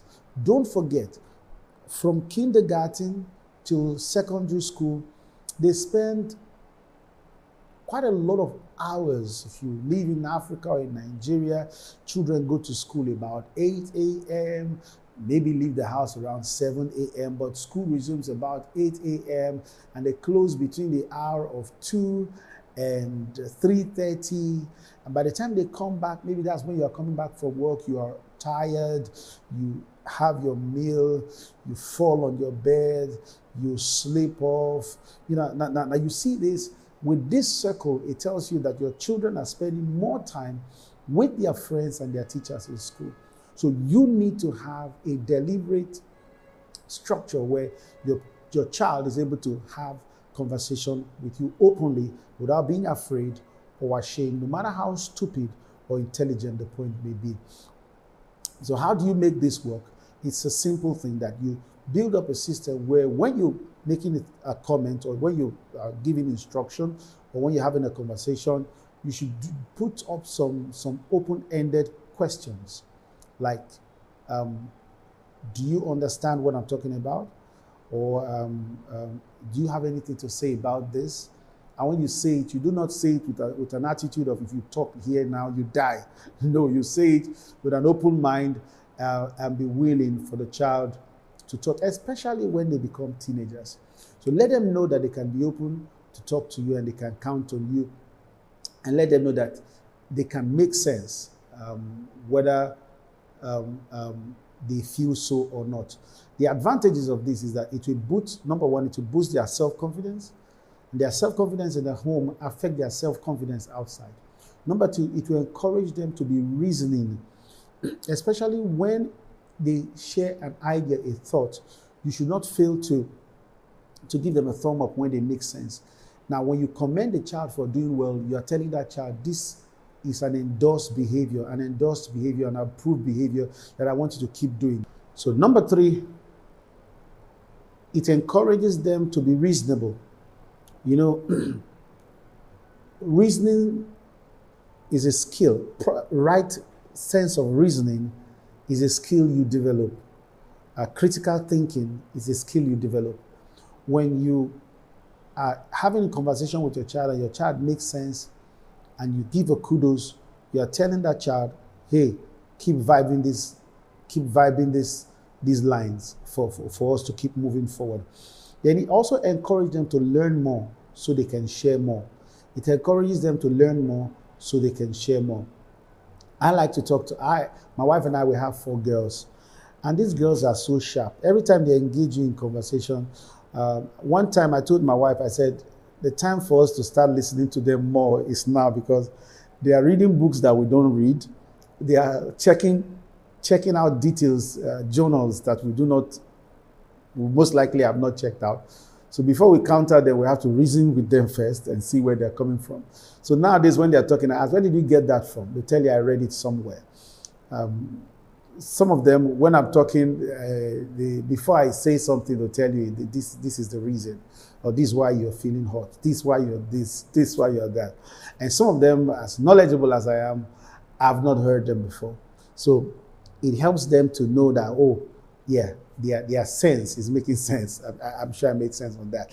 Also, it encourages them to have you as their best friend, or to have you on their best friends list.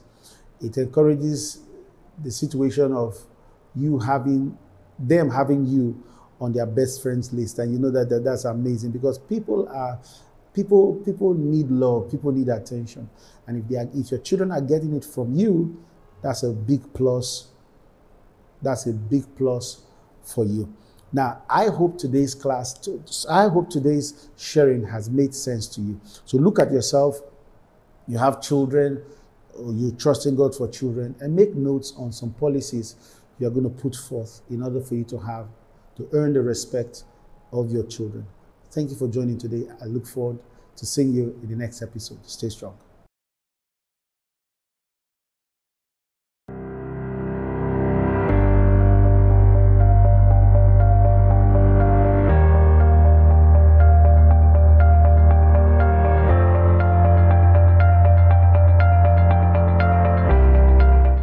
Can you introduce yourself and tell us a bit of your background into software development?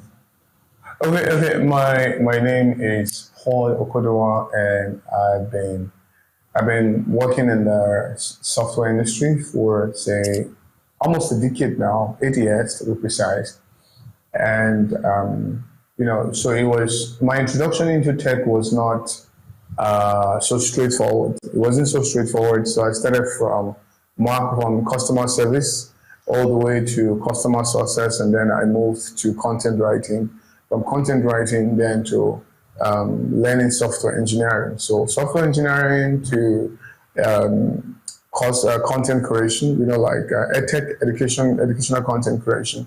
And that's where I am now. So it's not been a very, very, very straight journey. But I think my introduction into tech started when I started learning to build websites at the beginning, WordPress and the rest, trying to do. Okay, it was HTML. Okay, I think I'm getting it now. I was teaching in a school where I teach people how to design with CorelDRAW, Microsoft Word, those other stuff that we have those days.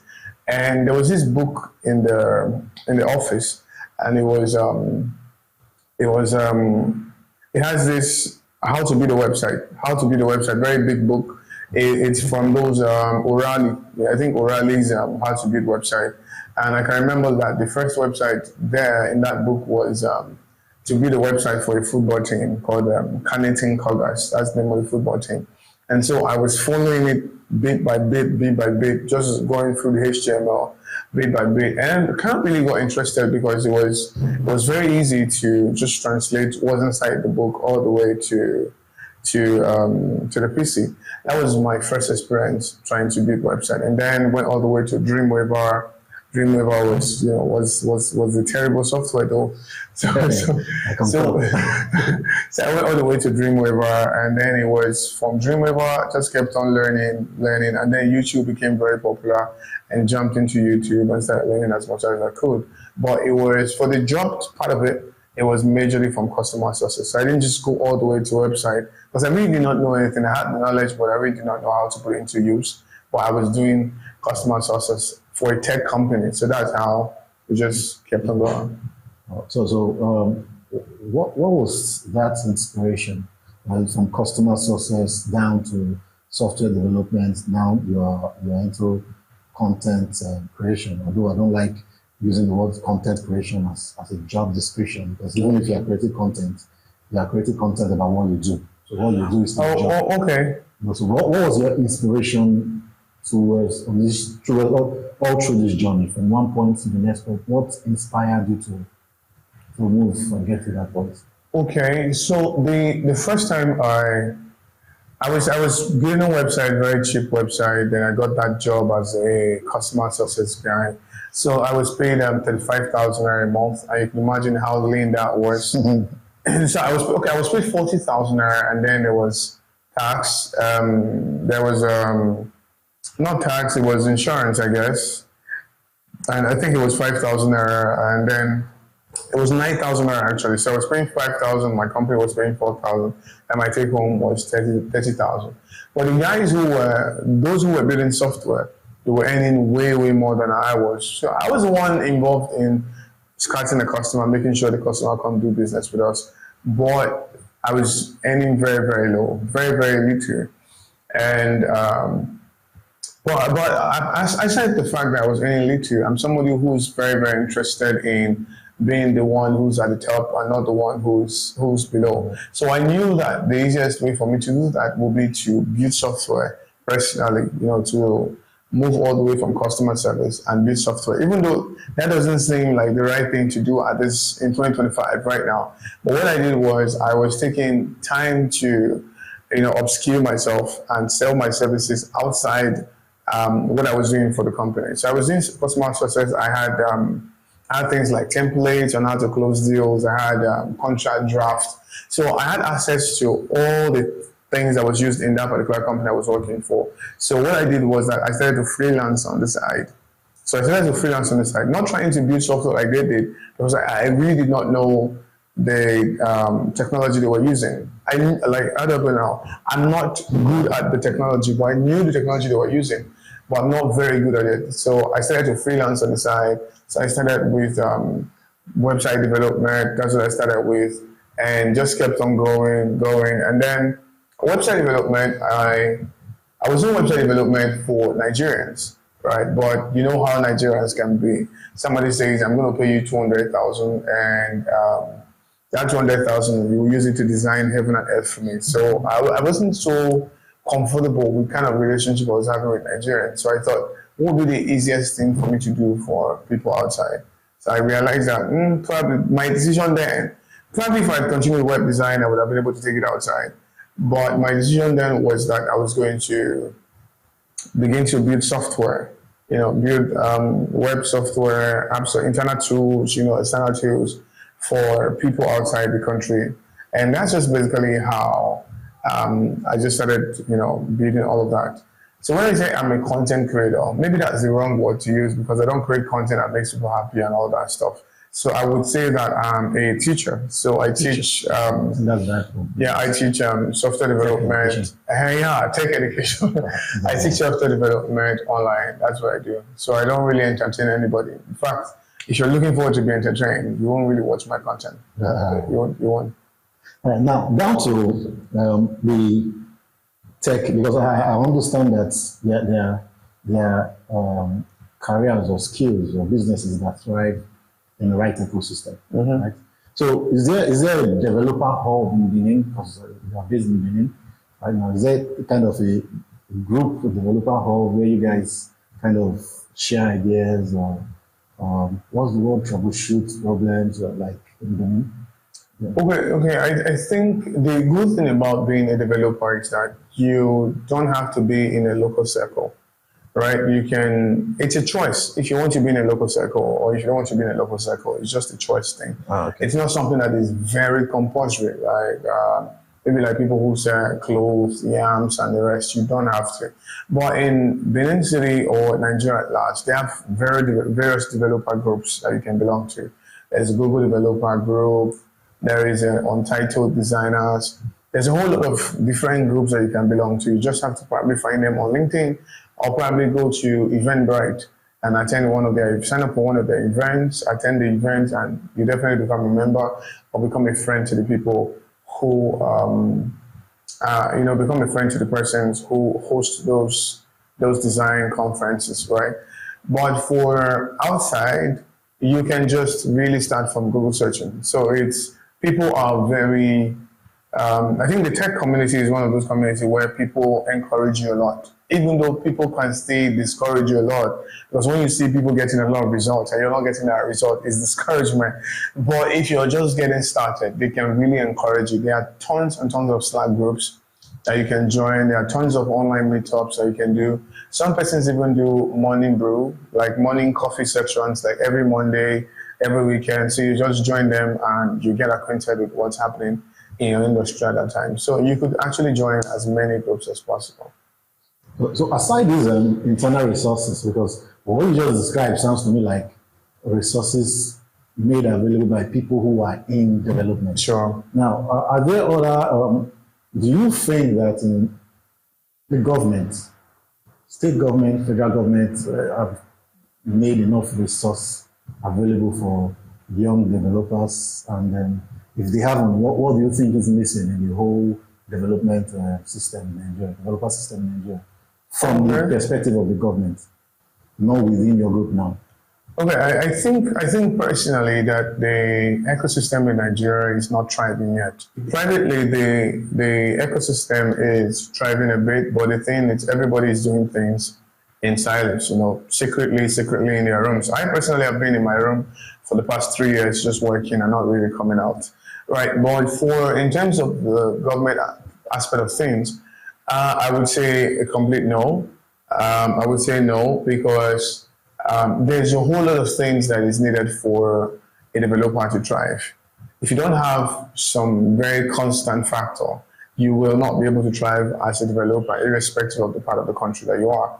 For example, if you do not have light, you will not be able to thrive. It's your productivity is directly proportional to how much light time you have and how much network you have. There's sometimes I'm working personally and network just goes off. Like I can't continue. Like probably I'm on a call and the next thing I just realized that my network just dropped to 0. I can't continue with the call and the person is saying, hello, hello, hello. You just have to wait for the call to end or wait for the network to come back and then you go send an apology note. Hey, I'm sorry, it's the network. So you keep on saying that same thing multiple times, right? So I don't think that the government is providing a lot of resource for people who are working remotely or people who are in the digital space. You have to cover up so many things yourself. I did a boot camp. We had 4,000 persons in the boot camp. Lots of persons, while they were on the boot camp, lots of them had light fluctuations in different part of the country, not like the same part of the country, different part of the country. A lot of them had light fluctuations. You won't believe that their laptop got fried. Many of them. Some of them, their transformer just went off. Wow. Their laptop got fried. So you can usually see pictures of people who say, hey, my motherboard just went bad. Why? Because light just fluctuated. There are some persons who say, I started this boot camp to learn, but in the process of this boot camp, they came and they took my transformer away. As crazy as that is, they took my transformer away and now I can't really join the boot camp. So I think there have to be adequate resources put together for people who are working remotely or who are building application, from security to light to even credit facility for you to acquire gadgets. Naira is not doing so well in the market. I remember when I started, say like 8 years ago, you could actually get a brand new PC for 90,000. That's how much I got my first brand new PC, 90,000. But now, if you want to get a brand new PC, you should be thinking like maybe 2.5 million. Exactly. So if you are a developer, irrespective of how good you are, there are some things that you will not be able to do if you do not have a very good PC that you want to use, right? So I think credit line will be a very good thing for the government to do. You borrowing money to get gadgets at 36%, it's a very, very terrible deal. At DSAG Engineering and Services, we anticipate, manage, and deliver. Since 2000, we have been a leading EPC company, ensuring customer satisfaction through quality service and timely delivery. With integrity, proficiency, and innovation at our core, we provide world-class solutions tailored to your needs. From engineering designs and construction to procurement, manpower outsourcing, and maritime supplies, DSAG delivers excellence. Partner with us today. Visit www.dsag.net or call +234 807 254 8724. DSAG Engineering and Services, anticipate, manage, deliver. Welcome back to the concluding part of this conversation. And before we went on that short break, Engineer Poye was telling us about the difficulty or what the government can do to make it easier. And I tend to agree with him because, these days, the tech and the media space are kind of an outlet for young people to make a living. We don't have people vying for conventional jobs anymore. People are leaning inwards towards developing their skill and making money out of it. I for one, I can attest to the fact that it costs a whole lot of money to get power for production purposes for a day, to get data for a day. So it's actually crazy, to spend 15,000, 20,000 naira a day just for fuel to power them because there was no national power. And meanwhile, you still pay for those. And there was one other thing too that I would like to chip into. There is also the difficulty in payments. Yeah, it's one thing I've noticed. I will go through a lot in this country. Yeah. You want to buy something online outside the country, you go through hell to pay. Your money, it's not like you want to take somebody's money. Your own money that you have to pay for a product or pay for a software or pay for something or plugin or whatever it is, you go through hell to get it. I don't know what policy operates that, but man, it's not fair to young developers. It's not fair to young tech people. So thank you for being with us, Engineer Paul. Yeah, just want to chip in on that idea. Being able to collect payment as a person. So, if you are a freelancer or you're a tech person who's based in Nigeria or maybe other third world country, especially in Nigeria, you will find it difficult to make payment and accept